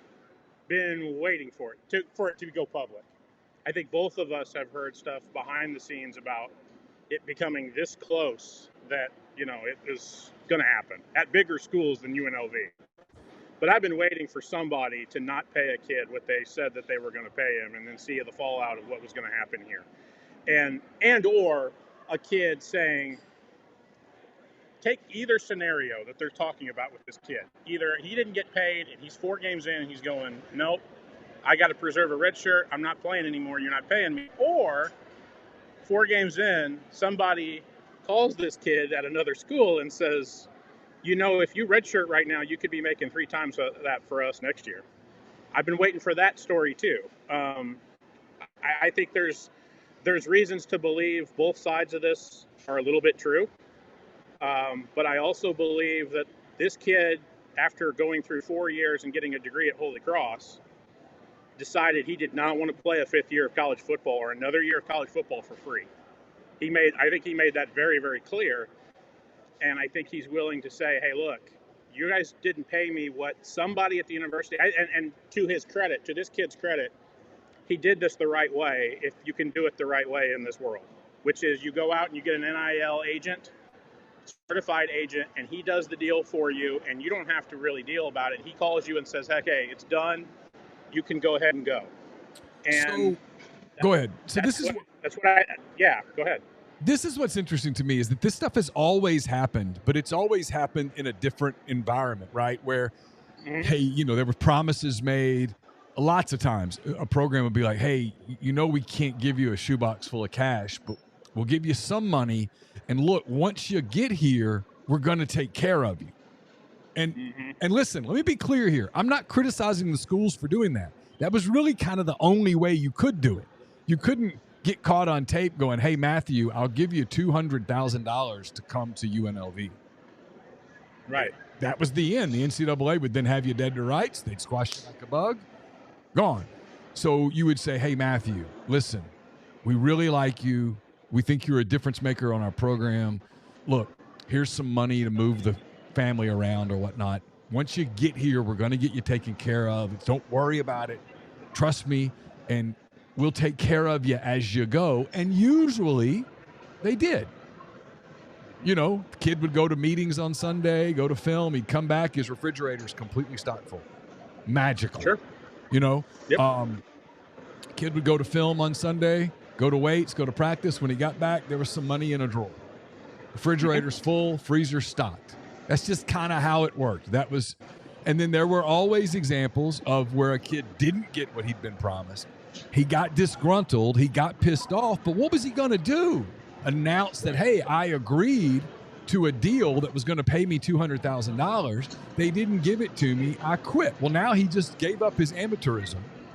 He's got to sit a year if he gets cleared before he can transfer anywhere. So the schools kind of had him by the shorts. And now the kids have power because the kid can transfer. He can admit how much he agreed to get. And this is where, for me, there's such an obvious fix to this. And yet, me too. And we're on the same page. It's make a deal, put it in a contract, publish the contract. Even if you don't want to put the terms in. Matthew Stevens and Neal McCready University have agreed to a 1-year deal, a 2-year deal, whatever the case may be, where, okay, you signed it, we signed it, we have an agreement. But then I know you get into all the employee stuff and collective bargaining and all these things that just hover over the sport. And I get it all the time, people, and I understand this fan sentiment about, I wish you guys would stop talking about this and just talk about football. But, hey, this just happened to an undefeated team that absolutely, as of this moment, is a contender to make the playoff as the Group of 5 representative. This is a big story, and it is all NIL related. Yeah, Matthew Sluka is not playing football anymore for a reason. So if you want us to start talking football, we can talk about this because that young man has decided to not play football the rest of the season. Like, this is a football issue, like in my world. Where you don't go far enough, Neal, and this is funny, because I would print the terms of the contract. Like, there's nothing that says you can't print so-and-so got this amount of money. So that if he says in the 4th game, I'm not playing anymore, I got a better deal over here, fill in the blank school can go, yeah, by the way, okay, cool, we want 3/4 of that money. Like, because we have a deal that says this is what we have an athletic director here at Illinois, Josh Whitman, and I'm hard on Josh, but I think he does a relatively good job. But I'm really hard on him. He literally went to Springfield this summer, the state capital, and wants a new NIL deal for the state of Illinois, mostly because he's looked at the deal over in Missouri and said, hey, that's an awesome deal. Yeah. We should do that here in Illinois. Everybody in Illinois thinks that, yeah, we should do something like that. That would be beneficial. But the problem is that when you go to Springfield, they're going to tell you what? Are you going to make the contracts, subject to FOIA requests and public record? And Josh Whitman literally said in a meeting in Springfield, no, we don't think that's anybody's business what the kids are making. And I'm sitting there and I'm going, that's not the play here, Josh. That's not the play, man. Well, you're eventually going to have to make it public anyway. This is where I think it's pretty interesting. And I generally, I've been saying this for a long time, make it transparent. I give Lane Kiffin a lot of credit. Lane used to say, hey, we're professional sports. And I would always kind of push back with, well, except for the fact that in professional sports, the players have a union. The union negotiates through its representatives with the owners who have an attorney that represents them. They reach an agreement on a deal. You might think that, hey, the deal isn't fair to the players, or the deal is not fair enough to the owners, or whatever. It doesn't matter. But the two sides agree to a deal, and the deal has terms. It has a length. It has specificity throughout. Hey, here's how this works. This is how this works. Everything is written so that when a player, for example, let's say you're Dansby Swanson, and Dansby Swanson signs a 7-year deal with the Chicago Cubs to pay him $170 million, right? Mm-hmm. There's three things that can happen to that deal. One is that he underachieves. He doesn't play like a $170 million shortstop. Well, the Cubs gave him the deal. They did it to him in free will. They owe him the money unless he quits. Right. There's another side of the deal where Dansby Swanson becomes an absolute superstar, and he becomes the best shortstop in the game. And I realize we're just in hypothetical. We're not really talking about specifically Dansby Swanson. No, I hear you. But let's say he does. Well, he can't go to the Cubs and go, hey, listen, I'm in the current market, I'm worth $35 million. They go, well, you signed a deal for 17. That's your deal. Now, you want to try to rework your contract and extend it out or whatever, and maybe there's some give and take here? Sure. But at the end of the day, if we can't reach an agreement, that agreement's in place because you signed it. Mm-hmm. And it's public. Or there's a situation where, hey, it works out perfectly and that's what he's worth, and everybody operates on, like Cody Bellinger with the Cubs, right? Has a deal where he has a 3-year deal with opt-outs after each year. So at this season, which ends this week, he's got a decision to make. Do I opt into my second year, or do I opt out? And if he opts out, he takes a risk. The risk is, hey, maybe nobody else is going to give me what the Cubs were going to give me, at which point you lose. Or maybe he gets the 8-year, $280 million deal from somebody, at which point he exercised his option and he won. But it's all in a contract. And until the college athletes figure out, and the colleges and the collectives and everything figure out a way to do contracts, what's happening with Sluka, which never happens in Major League Baseball or the NFL or the NBA. People say, well, Jamar Chase held out. Yeah, he held out of camp. But look at it. Game 1, he played. He's got a contract. If he wants to get paid, he has to play. Right? And so this doesn't happen in pro sports. This stuff happens in college sports. And now I wonder, and I think you agree, I think this might be a floodgate to this happening moving forward. Yeah, I do. You know this better because, you talk to Lane more often than I do.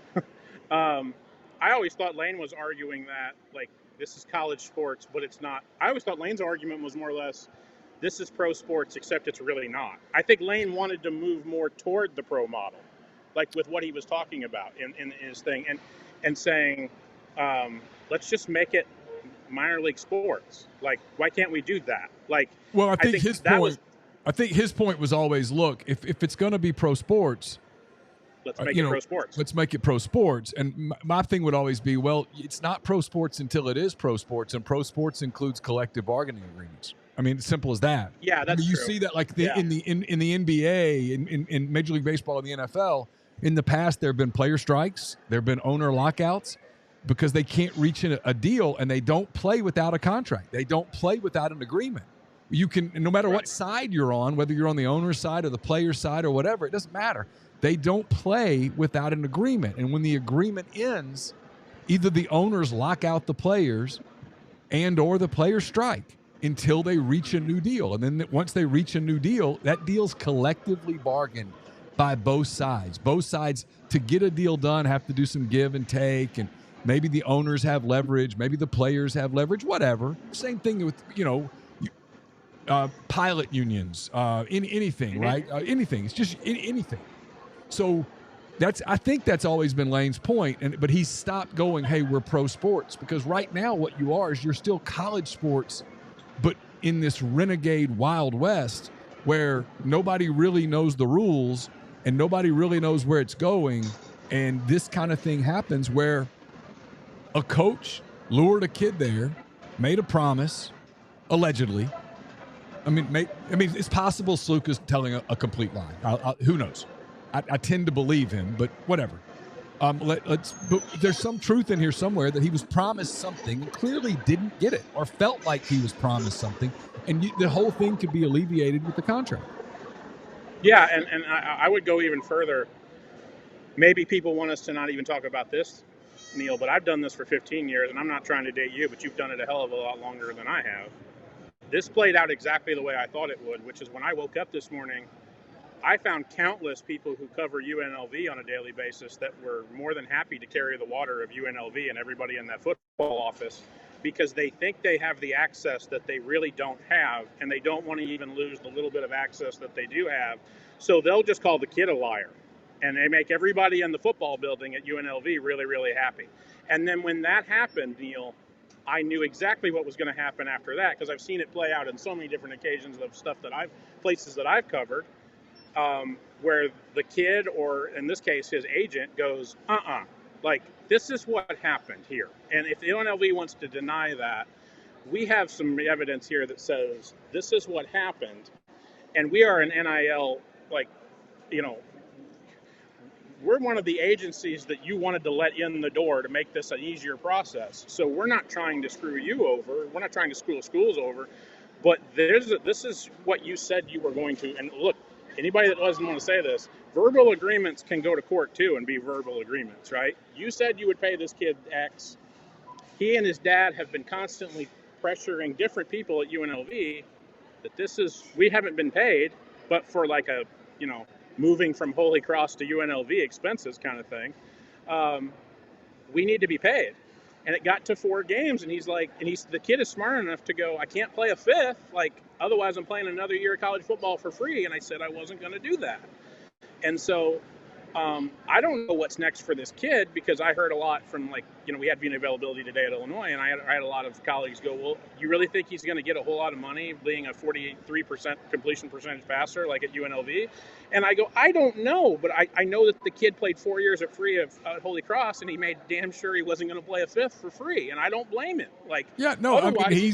He's in the same spot in a smaller world that Bellinger's in, right? I mean, he can opt out, right? And maybe he gets a big contract somewhere else. Maybe he doesn't. I don't know. There's a free market out there, which is the other thing people do is they're like, well, he's clearly been tampered with. And I'm like, oh, for the love of God, everyone's tampering. Stop. And there's no one to police the tampering. And that's the other part of this. And then I'm going to say this in defense of the schools. A lot of the tampering is player initiated. Yeah. So, or a family of player initiated, right? Yeah, same thing, right? So what is? Right. I mean, if I'm a defensive staffer at Arkansas State, I'm Minnesota, wherever, and a kid calls me, kid's parents call and say, "Hey, Johnny is really unhappy at Appalachian State, really wants to play for you." I'm not going to not take the call. I mean, I might say, "Hey, look, we really can't talk about this, but." Let him know we're going to be in touch when the time comes. We'd be interested, blah, blah, blah. And then I'm going to have some back channel thing happen where we start working out a deal and get it done. So when the portal opens, I can knock that off my list, right? I'm covering a program that if everything goes according to plan, at Ole Miss. And they have the season they think they're going to have, everything. When the portal opens, Matthew, in the midst of while they compete for a championship in this ideal world, they're going to be looking to add somewhere between 30 to 35, 36 portal guys. That's an incredible number. Do you think they're going to do that in a week? Of course not. No. People are going to tamper. It's what it is. And so if this kid got tampered with, or if he instituted or initiated is the word I'm looking for, initiated some tampering, so what? It makes him one of thousands. I'm willing to believe both. Like, this is a both things are true possible situation, right, Neal? Maybe the kid didn't get paid exactly what he wanted at UNLV, or get paid at all. And when that happened, why wouldn't the kid go and look in the portal, or have somebody look in the portal, or somebody look outside of UNLV and say, hey, what would I be worth in 2025? He's got an agent, for God's sake. That could be it'd be so easy to do. I mean, and the second part of your equation is exactly where we're in line on, Neal, is that we are in the same agreement. You are tampering with everybody's roster, or you're doing it wrong, and everybody is tampering with your roster. Quit bitching about it. Stop bitching and complaining about it, which is what made it more maddening to me what Iowa did to Kirk Ferentz in week 1. Like, you suspended Kirk Ferentz for doing this the right way, in my opinion, and not the morality way, but he's doing it the correct way and the best way for Iowa. Beth Gates suspended Kirk Ferentz for tampering with Michigan's roster and getting Cade McNamara. That's exactly what happened. And then she stood over his shoulder while he stood there on a podium and had to apologize for it, when he's sitting there going, I'm supposed to get the best players. I needed a quarterback. I don't think we would have gotten Cade if we hadn't gotten in on it really, really early. And come on. You think we got Cade? Literally, if you do the timeline, if you do the TikTok, not the actual social media, but it's an old school journalism term. If you do the timeline TikTok on how they got Cade McNamara, it happened in a day. You think they really got Cade McNamara in a day? No, they didn't. So, I don't think Beth Gates wants to fight that, or should want to fight that war with Kirk Ferentz. I think Kirk Ferentz is doing what's best for Iowa football, and he got a quarterback. So I don't get it. We had that incident happen here at Illinois. I'm not going to get into the details, but Brett Bielema wanted to turn a school in for tampering with his roster of a player that he had a signed agreement with, to come here out of the portal. And we had NIL people literally telling Brett Bielema, you're not going to be able to win this fight, man. And so I just don't understand it. I understand the frustration. I talk to coaches all the time. I know you do too. On all over the country, that are just frustrated with the lack of rules, and also the calendar. Change one. If you want to make this the Wild West, cool. We can deal with that. Change the calendar. Make it more appealing for us. That's what I get when I talk to other coaches. But I know for a fact today, because I've talked to at least 2 coaches that I've stayed in contact with who are now in the Mountain West. Everybody in the Mountain West, as long as UNLV is going to be there, is now recruiting against UNLV, saying they are not paying what they say they're going to pay. Of course. And you know that happens. And you know that happens now. And I would too if I was a Colorado State or a Nevada or an Air Force before they go to the Pac-12 or whatever the hell. I would be recruiting against UNLV exactly that same way. And I've also had agents, and I'm pretty sure you might have had it too. I had one agent call me today and say, if you don't think this is absolutely 100% indication that Barry is going to get the hell out of there after this year, you're absolutely insane. He's insane. Gone. He's gone. If the Arkansas rumor has any legs to it now, there were some people that were like, I don't know that he'd go back to Arkansas. He might wait. I'm like, no, the waiting's gone. He would be racing back to Fayetteville. Or Neal, he pulls a John Summerall right now, and he has to go somewhere because now he coaches at a program in which their NIL collective will not pay, or at least has the stink of not paying what they say they're going to pay. And you cannot coach a program like that. You cannot win in that system right now. You can't have that stink on you, and Barry knows that. Oh yeah, he's smart. He knows he's out. He's gone. UNLV. This, unless UNLV can somehow prove beyond a shadow of a doubt that this kid is just lying about everything, which good luck. Unless they can prove that, it's over. This is a major blow to them. Neal, I had a colleague today at Illinois tell me, well, I think this gets solved because UNLV ends up paying the $100,000 or whatever. And I'm like, no, Like I've covered enough schools that love to dig in on losing situations. I know you have too. And I've covered enough kids like Matthew Saluka, where I don't know the young man, but everything he's done up to this point is, I ain't backing down, and I'm not going to go crawling back. Can you imagine that young man trying to go back into that locker room now? Like, he wouldn't put himself in that situation anymore. He knows exactly what he was doing the minute he said, "Guys, I'm not going to play anymore." Yeah, well, because this didn't just happen overnight. This has been building for weeks, right? So, all right, let's. I've kept you a little while. I do want to dive into your game a little bit. Obviously, the eyes of the country are on SEC this week with Georgia, Alabama, but big game in the Big Ten. Illinois gets a shot really at Penn State. We keep waiting for somebody to pull off one of these big monumental upsets that sort of completely change the fabric of a season. An Illinois win in Happy Valley would do that. How much? Illinois is 17 and a half point dog. How much of a chance do they have against the Nittany Lions? I think they have a chance. I'm probably not going to pick Illinois, but I think they have a chance. And I think that the chance, Neal, is play defense the way you have the first 4 games of the year, and get exactly what you're getting out of former Ole Miss quarterback Luke Altmyer, which is a pretty neat story in my opinion. I've written a lot about Luke in the last 18 months. You know where I'm from, so that background really was interesting to me. And what they've gotten out of Luke and his story, I know that there might be a lot of Ole Miss listeners that are watching and listening to this.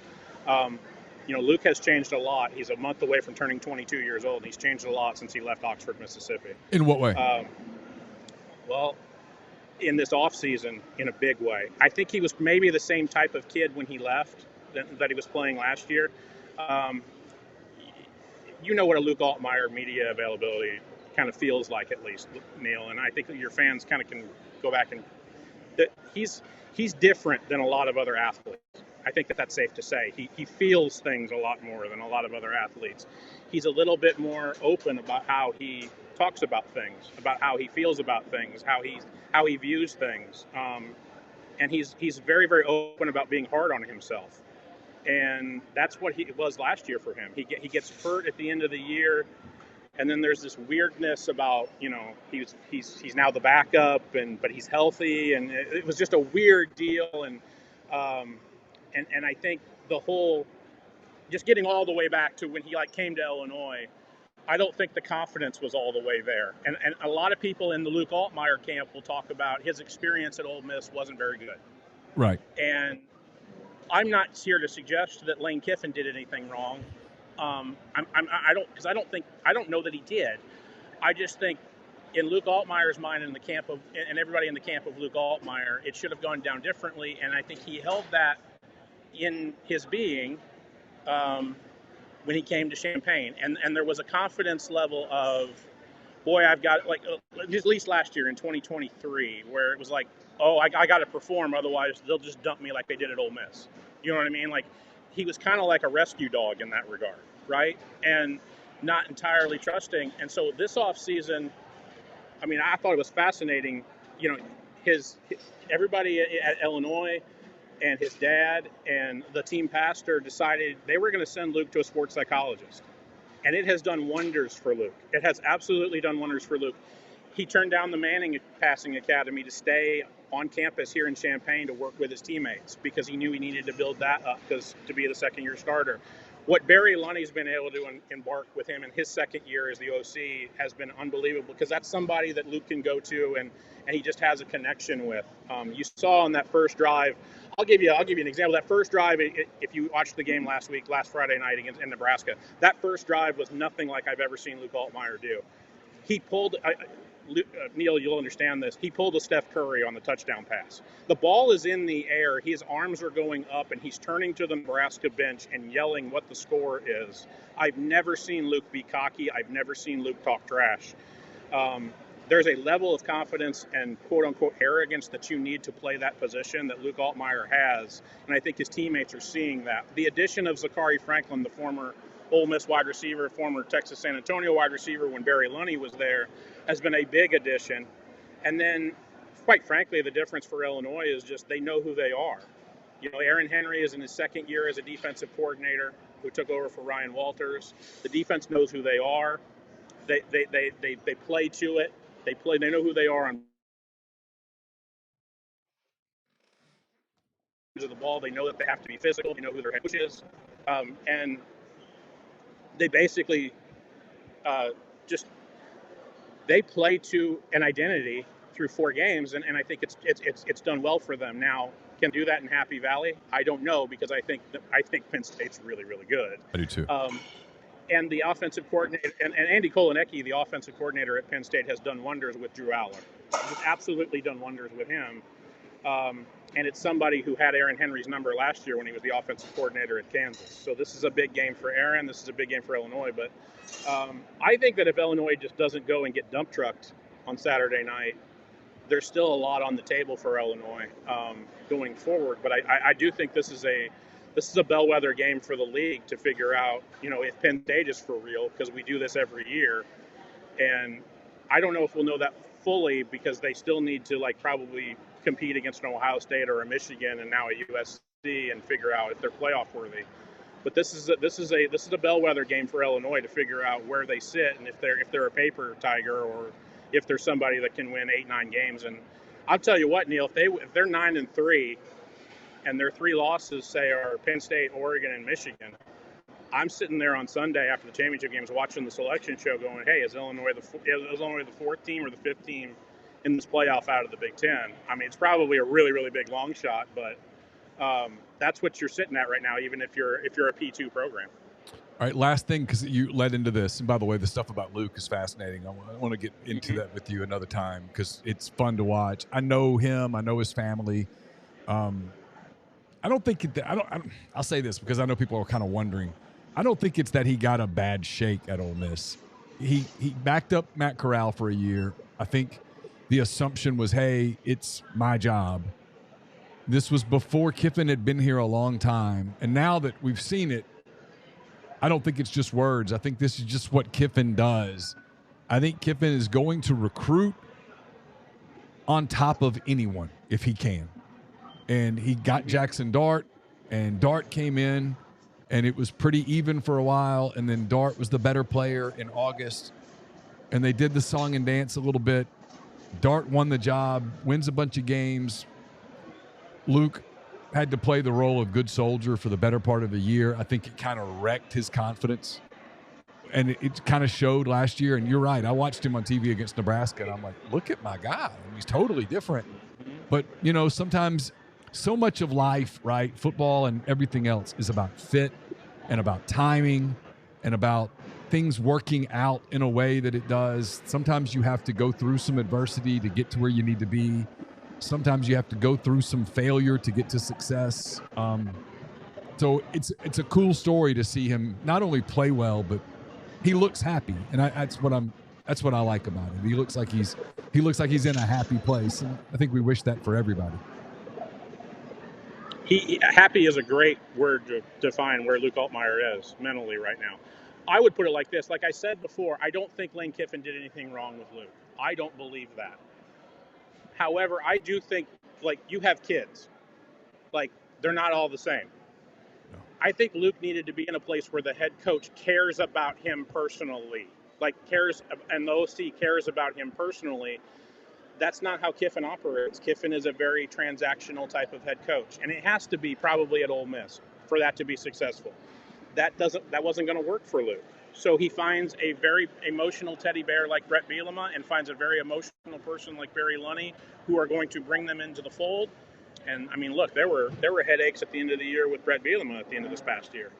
But there's a trust level with Luke. And also, yeah, he's in a better mental place because this sports psychologist that he's gone to this offseason has just done wonders for him and his confidence and his way of looking at, football and how his view of the world. And it's really done wonders for him. Yeah, I'd love to get more into this, but I think if Luke Altmyer, last year Luke Altmyer here in Champaign threw 4 interceptions and Illinois lost by 17. This year, Luke Altmyer has 10 interceptions or 10 touchdowns and no interceptions through 4 games, and he's not you saw Luke last year. He's not playing like, God, I don't want to throw an interception. Like, he's playing with confidence, and if Luke Altmyer can do that again, because look, that Nebraska environment was big time, man. Like, and they're good. 90,000. Nebraska's good. Yeah, we're doing this weird thing. We're doing this weird media thing where Nebraska loses an overtime game, and all of a sudden everybody's going, "Well, they suck. They're not ready." I'm like, "Holy shit! Shut up!"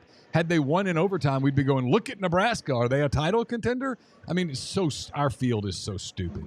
All right, last. They're going to win 8-9. They're going to win 8-9 games. I think if Illinois is competitive in this football game, Neal, you're talking about them, in a New Year's Six type of bowl game if they don't make the playoff. All right, last thing. I know you can't speak for the Big Ten. That's ridiculous. But you look at the polling and stuff, which doesn't mean a whole lot right now, but the SEC is really getting a lot of benefit of the doubt in the polling. The Big Ten kind of has a reputation for, hey, it's Ohio State and or Michigan, and then there's this massive fall off. Is it going to be that way this year? If you had to bet today, how many Big Ten teams make the playoff? 3. And 3, and then a 4th sneaks in because the Big 12 can't get 2 in. Is that fair? Like, I think that's what you're looking at on Selection Sunday. Neal, my company wants me to do an unofficial top 25 because I don't have a ballot. Neal, the top 5 teams on my ballot are SEC teams. Yeah. And Ohio State is 6th. And look, you want to get your people mad at me? Ole Miss is 7th. But we're at the quarter poll, and there's certain schools like Ohio State and Ole Miss who haven't played anybody yet. So I don't know what to make of them. Yeah, I mean, I don't know what to make of them. I see Ole Miss every week. I think they're really, really good. But I'm with you. I mean, they haven't.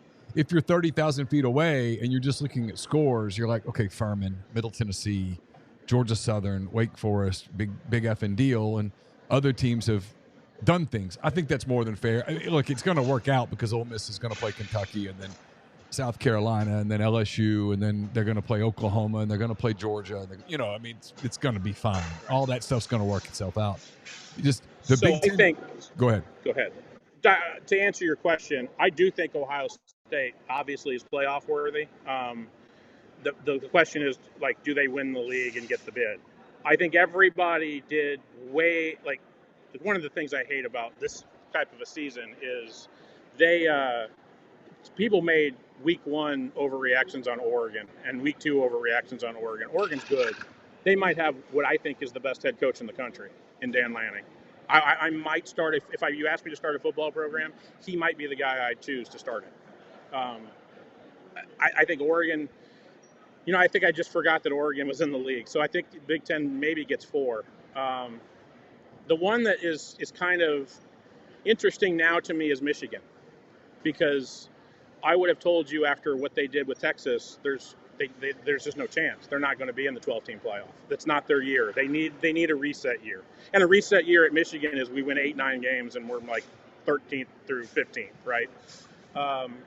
What they did against Southern Cal by being able to win a football game against a really good Southern Cal football team by throwing the ball for 32 yards, that might work, and they have proven that, the Harbaugh regime proved that we can run the ball the entire second half and win in Happy Valley. So I think Michigan is your borderline team, but I do think Ohio State, Oregon, and Penn State are kind of looking like the teams that are going to be in the college football playoff, and I think there could be one more on the border. But my question is that I think that Ohio State's $20 million roster would do well in the SEC. I think Oregon would do fine in the SEC. I think everybody else, I don't know where they finish. I think they're a middle-of-the-road pack. The perfect example to me is, like, if you put a Penn State in the SEC, are they Oklahoma? Because I think that's fair to think about. If you put Michigan in the SEC right now, are they Oklahoma? Yeah. And what I mean by that is, like, suddenly now you were winning the Big 12, and now you're 6th or 7th in your new league. Like, if that, not everybody can be Texas. Not everybody can be Texas, right? Yeah. So, So I think the Big Ten can safely get 3 or 4 in. But I think there's going to be one Big Ten team that's going to be sweating it on Selection Sunday. I just don't know who that's going to be. Matthew, as always, thanks so much for the time. Good luck this weekend with the covering Penn State, Illinois. Appreciate it. Thanks. Barstool's Ben Mintz joins us each and every week, and he's back for another appearance here on MPW Digital Extra. Got our weekend ahead in college football and the NFL. Ben, first of all, thanks for being with us. Yeah, I always enjoy it. Look, it's one of my favorite weekly segments I do during football season. It's awesome to be able to reach the Ole Miss fans and, trying to make some money while doing it. Not had like a real hot start a few weeks of college football last week. Probably not my best. I mean, I lost a little bit, didn't get killed, but I went 2-9 last week. I suck. No, dude, it happened. Look, what always happens to me is I start pretty hot in the year, and then I get a little confident, and then like some week in like early to mid-October, it's one of the first October weekends, I have that exact weekend. It happens every year. It's like right when you think you're like, oh, I'm doing good, and then you just like get freaking slaughtered. But yeah, excited for games. And look, on the Ole Miss side of it, I mean, I said it. I mean, all you can do is beat the crap out of the opponents in front of you, but thank God SEC play starting. I mean, it felt like Yes. I mean, we look great. Rebs look great. I'm not criticizing anything about anything of this operation. I'm just ready to see some SEC football and not the Sisters of the Poor. I have literally felt the jolt of adrenaline this week because they're playing an actual team. I'll be honest. The whole like Georgia Southern, I went into the stadium and I kind of caught myself going, all right, chill out. It's okay. It's just football. But I was like, this sucks. Like I'm covering a game that I know the other team has a 0 chance. You know what the betting line is, which means Lane's going to cover it. So the line was like 36 and they won by like 39. I was like, this was the most predictable score in the history of predictable scores. And it was just, I'm glad that, look, I think they're going to beat the hell out of Kentucky, but Kentucky has some players. We are going to learn something about the team this week. Like it was funny this week. Lane a few times like said, well, we didn't learn a whole lot. We didn't get tested, but we do get tested with play each other. And I'm like thinking to myself, I get it. And that's impressive and it's cool, but I didn't see any of that. I didn't see them scrimmage one another. So it's going to be fun for people like me that cover the team to see them play actual players. Like Brock Vandagriff will be the best quarterback they've seen so far. The two receivers at Kentucky are the two best receivers they've seen so far. This will be easily the best defensive line they've seen so far, the best secondary they've seen so far. Stoops is a really good coach. He's going to have a good plan. They're going to be ready to play. They're not going to be intimidated by the environment and blah, blah, blah. It's going to be interesting. You're going to learn something about the team Saturday. Yeah, I agree. And look, I do want to say, while I was saying the schedules week, shout out to the Ole Miss fan base, man. Freaking sold out against Georgia Southern week 4. Like, the atmosphere. Look, I got like multiple videos and texts from the Grove from my crew that went to Ole Miss back in my day, and they were just like, man, this university's changed.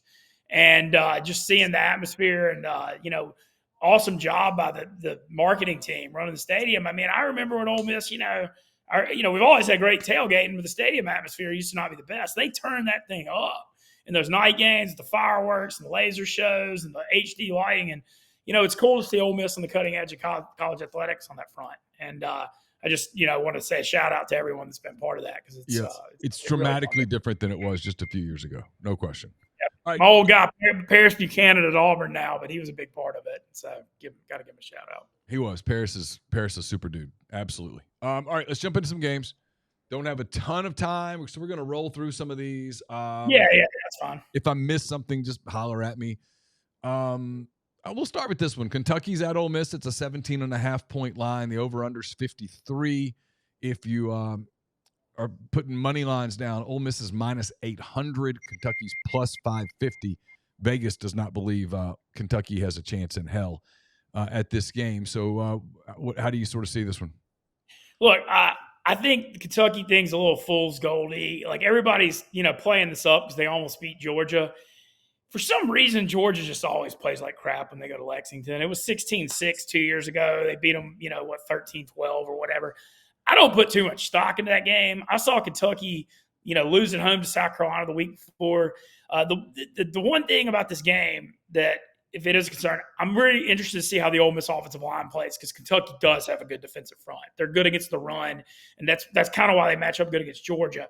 And so this is going to be a big test for the Ole Miss offensive line. To me, that's the thing I think I'm watching the most in the game is how is the run blocking? Are they able to consistently run the ball? Because Kentucky has a talented front seven. Kentucky secondary is not that good.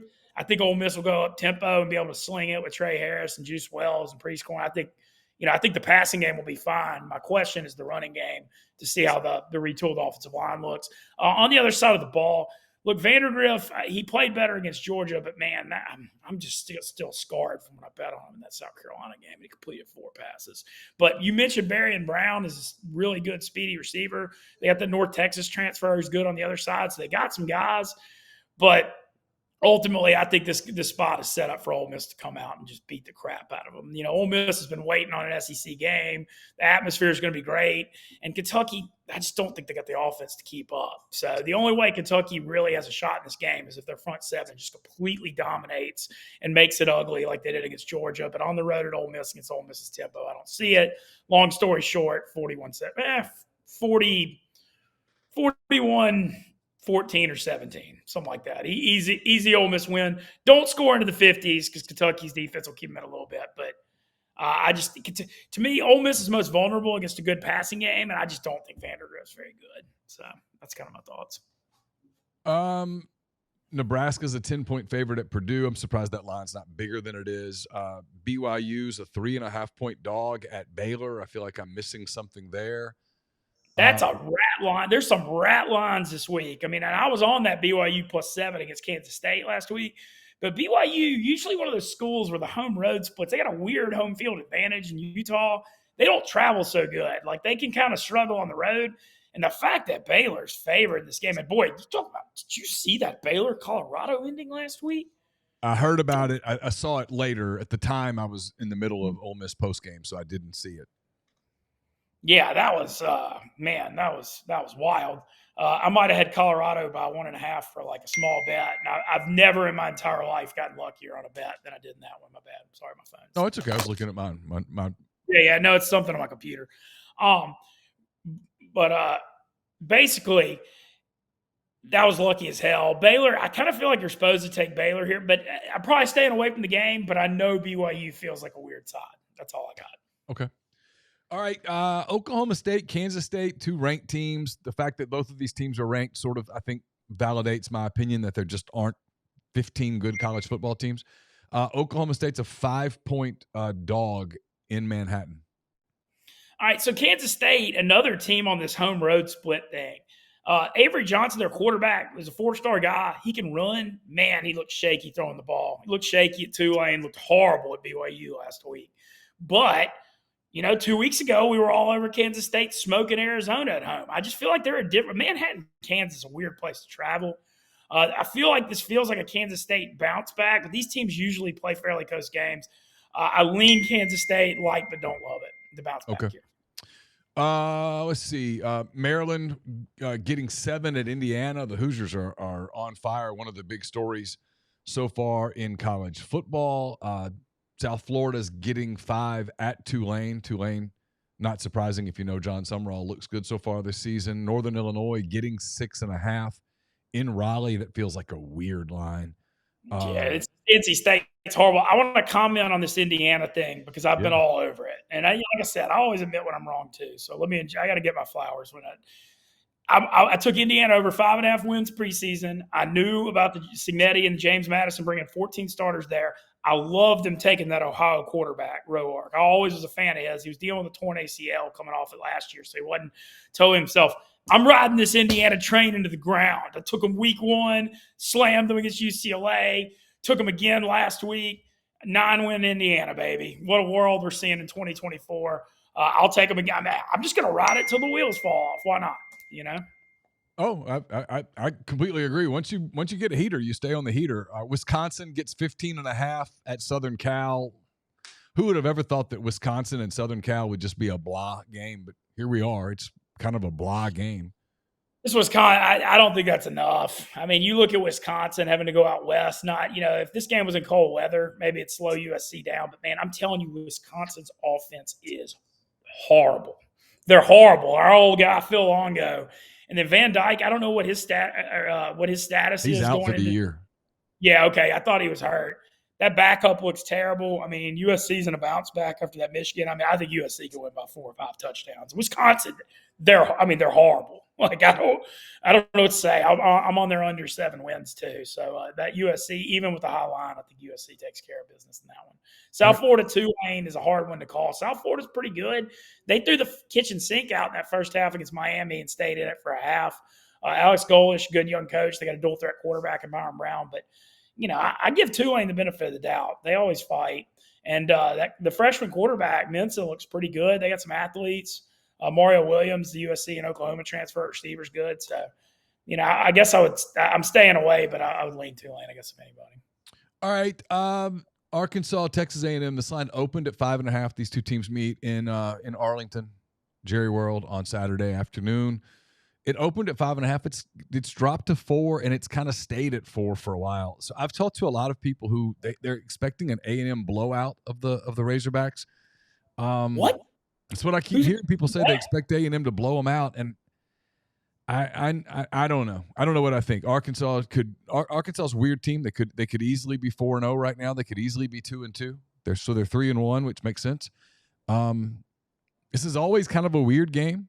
A&M always wins it, but it's always kind of weird. What are your thoughts on it? I mean, until A&M doesn't win this game by a field goal, then that's what I think is going to happen, because it's happened, 10 or 11 years in a row?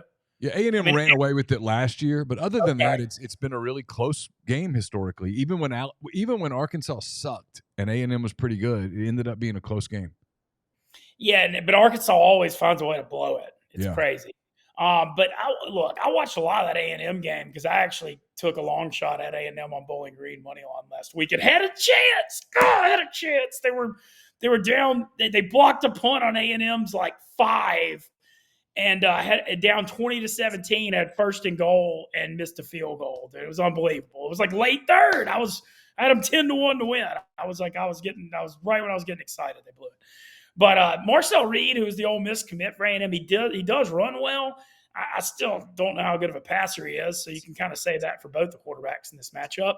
But I think this is going to be a game down to the wire. I would lean Arkansas on the points, but I feel like if A&M wins by a field goal, I'll just laugh and say, yep, that's what happens almost every year. Big game in South Bend. Notre Dame at home against Louisville. Notre Dame a 6.5-point favorite. I kind of think you're supposed to take Notre Dame here in a weird way. I love Louisville here, which means Notre Dame. Okay. I don't love this game. Actually, Riley Leonard, you know what? I don't really have an opinion. I know I said kind of think Notre Dame. Riley Leonard can't really pass. He's really looked shaky throwing the ball. Louisville's always really good at home for some reason, but I don't know. Can they travel up here and win? Do you like Louisville? A little bit. I just think these are the kind of teams that give Notre Dame fits. Yeah, more athletic, good passing game. Yeah. Notre Dame, weird. They're hard to read. But, I don't know. If this game was at Louisville, I'd be all over Louisville. I know that. Colorado came back and beat BYU. They were the Baylor. They were the only college game I got right last week. Colorado is a 14-point dog at UCF. I mean, the weather's going to be weird, all that stuff.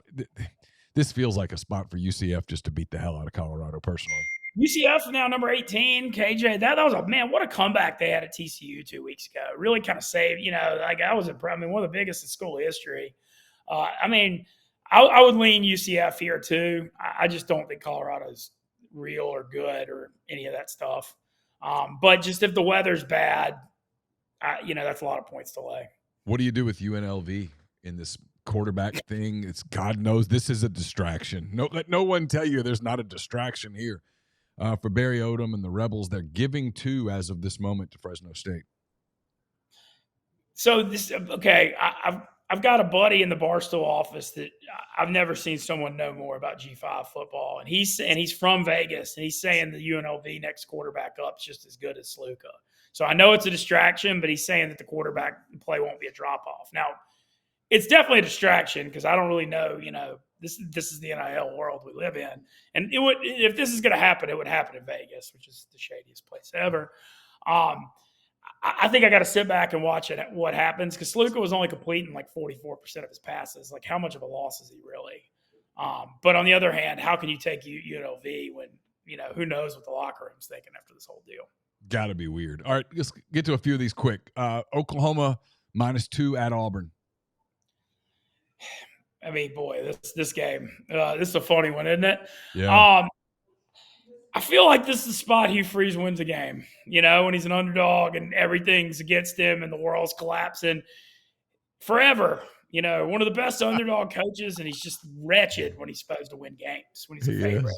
He is. And then I know Oklahoma's going with the other quarterback who's more of a dual threat, Jackson Arnold, man. To let Dylan Gabriel go to Oregon over Jackson Arnold and then bench him by week 4. Yeah, but I think Dylan Gabriel left the moment Jeff Lebby left. I don't think he was ever going to stay. That's true. That's the narrative that gets kind of thrown out there that I think is probably unfair to Venables. I think you're right. But regardless of that, Arnold, I feel like we're going to see him play for UTSA or somebody like that in the upcoming years. I don't know why my instincts like Auburn here. I know they're not good. That's obviously true, but it just feels like this is when the ship's really going down, they need this one, and it is a hard place to win on the road. Is it crazy that I'm just Arkansas? Is it crazy? I'm just going to lay 38.5 with Texas against Mississippi State. Just say the hell with No, they're going to kill them. And Arch Manning getting his first SEC start against Mississippi State's pretty funny.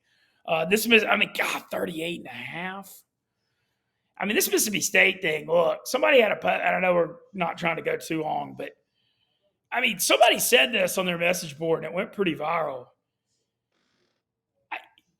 This is going real bad. And is there a chance they're not in the SEC in a few years over this? I know that's crazy to say, but yeah, that is so outlandish right now. You're right. I can't go there. Well, you're right. I know. I just see what happened to Oklahoma State and Washington State and some of these other schools that were, I don't know. If there were ever a reshuffling of the deck, they would be in trouble. I just don't know that. I don't know that that's where we're headed, right? Where, to me, and if you told me something like that happened, I think we're talking a decade from now. I don't think that's anytime soon. No, I don't think a 2-3 year period where you're horrible is going to. No, I don't. Okay, yeah, I just saw that and I thought it was funny. I don't know to take it seriously, but it did entertain me. I'm not gonna lie. All right, big SEC game here. Obviously, Georgia, Alabama, Tuscaloosa. It's a 2-point game. Georgia's a 2-point favorite on the road in T-Town. Obviously, it's game of the week. It's going to get a monumental number. All of that stuff. What do you expect? This is interesting because I feel like Bama's had so much success against Georgia and Kirby struggled against Bama. And then, Bama hadn't been an underdog at home since 2007. I actually like Georgia in this game. I actually do. I think since they lost that SEC championship last year, they've had this game circled. They're off the bye week. I think that Kentucky game, people are going to overrate. They pulled one out and they look bad, and I get all that, but it's still only 1 week. And I think that this is a spot where Georgia comes out and makes a statement a little bit. And I think Bama's good too, but I'm not saying I love it because I don't like betting on the road, against Alabama as a home dog. But I feel like Bama is like a public home dog this week. I think people are kind of, I don't know. I think Georgia's, there's a overreaction to that Kentucky game. They look pretty dang good against Clemson week 1, I thought. Here's another game I'm really interested in. Big Ten. Illinois is becoming a story in the Big Ten. They got to go to Penn State, though, and Penn State looks awfully good so far. But Illinois getting 18 on the road at Penn State. I know. Hey, shout out Luke Altmyer. I love seeing it. I always liked him. I met his family before. Great people. Good for him, man. He looked awesome in that game against Nebraska. They had some athletes. Zachary Franklin, who had a little cup of coffee at Ole Miss, is out there too. But I'm just genuinely happy for the kid because, everybody loved him in the locker room at Ole Miss. And, it's just good to see him succeed. 18's a crazy number with Illinois getting that big win at Nebraska. But I always I guess it's like that gambler's old school instinct. Man, that number seems high. Didn't you think it'd be 13 or 14? I did, but I think Penn State's really good. I know everyone does the Drew Aller thing off last year. I think they've improved dramatically with their offensive coordinator. Their scheme is better. They're hitting more explosives. Aller's played better than he's getting credit for, and defensively, Penn State they look stout. Yeah, I don't know. I feel like everybody's going to take Illinois as a public underdog and then it go badly. That's what it kind of looks like when I see that line.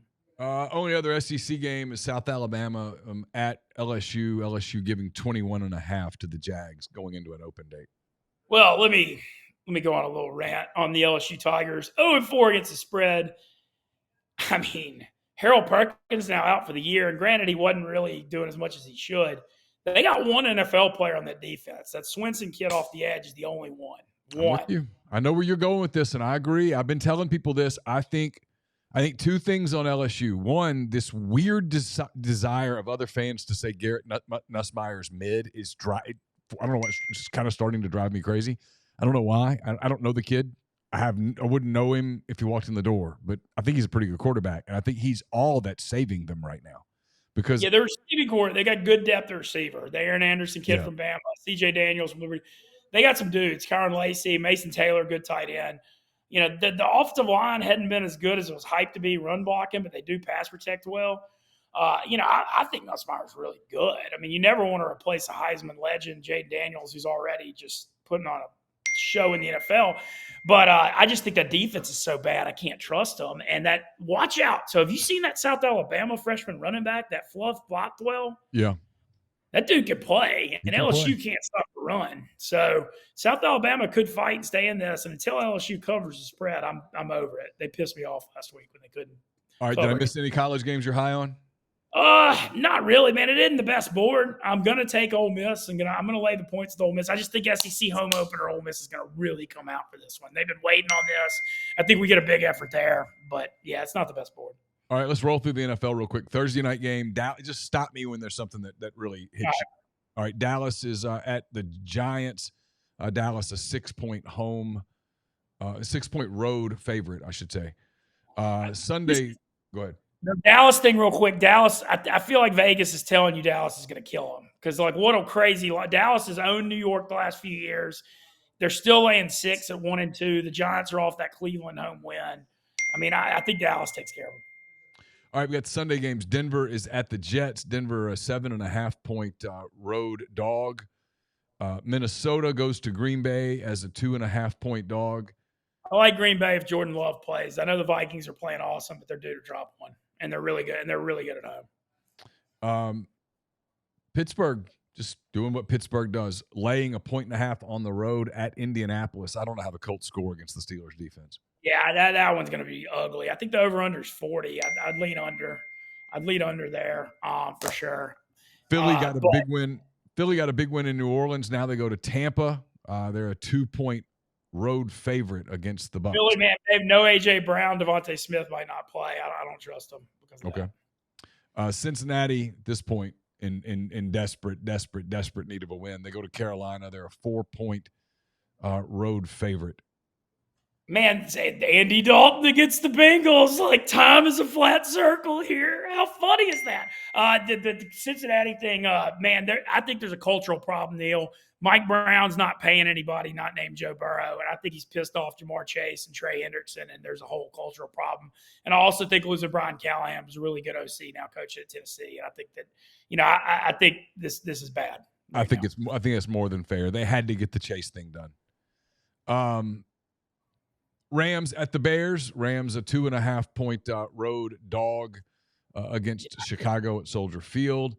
Got the Rams effort last week blew my mind. You got to just give me great credit. They have all these guys out and coming back and winning that game. Stafford, he's underrated forever. People don't give him enough credit. 100%. McVay's a great coach. Saints go to the Falcons. Big rivalry game. Saints. That game's a coin flip. Saints got a ton of injuries right now. I mean, this game feels like somebody's going to win it by 3. I'm a little nervous about it. AFC South game, Jacksonville goes to Houston as a 6.5-point underdog. The Jags looked horrible in Buffalo Monday night. Man, this Trevor, is it time to have the talk about Lawrence? Yeah, I mean, I think it's time. I think his confidence is shook. I don't think they've put him in a lot of good positions. I don't think they're very good. I said this before the preseason. The only NFL thing I got right is I thought the Jags were clearly taking a big step backward, and here we are. I mean, that I'm not surprised. I like Houston here. Houston's in a bounce back spot off that loss in Minnesota, and I think that. And then even when Houston stunk through the last few years, they always play well against Jacksonville. It's one of those series. Like Patriots get a 10-point road dog at San Francisco. It's just so many points in an NFL game. Yeah, and I mean, you're still dealing with a lot of people out on the Niners too. The Commanders coming off a big win in Cincinnati. Jaden Daniels looks terrific. They get 3.5 at Arizona against Kyler Murray and the Cardinals. I will be betting over. It's 50.5. It's high. I don't care. This Jaden Daniels, Kyler Murray is going to get wild.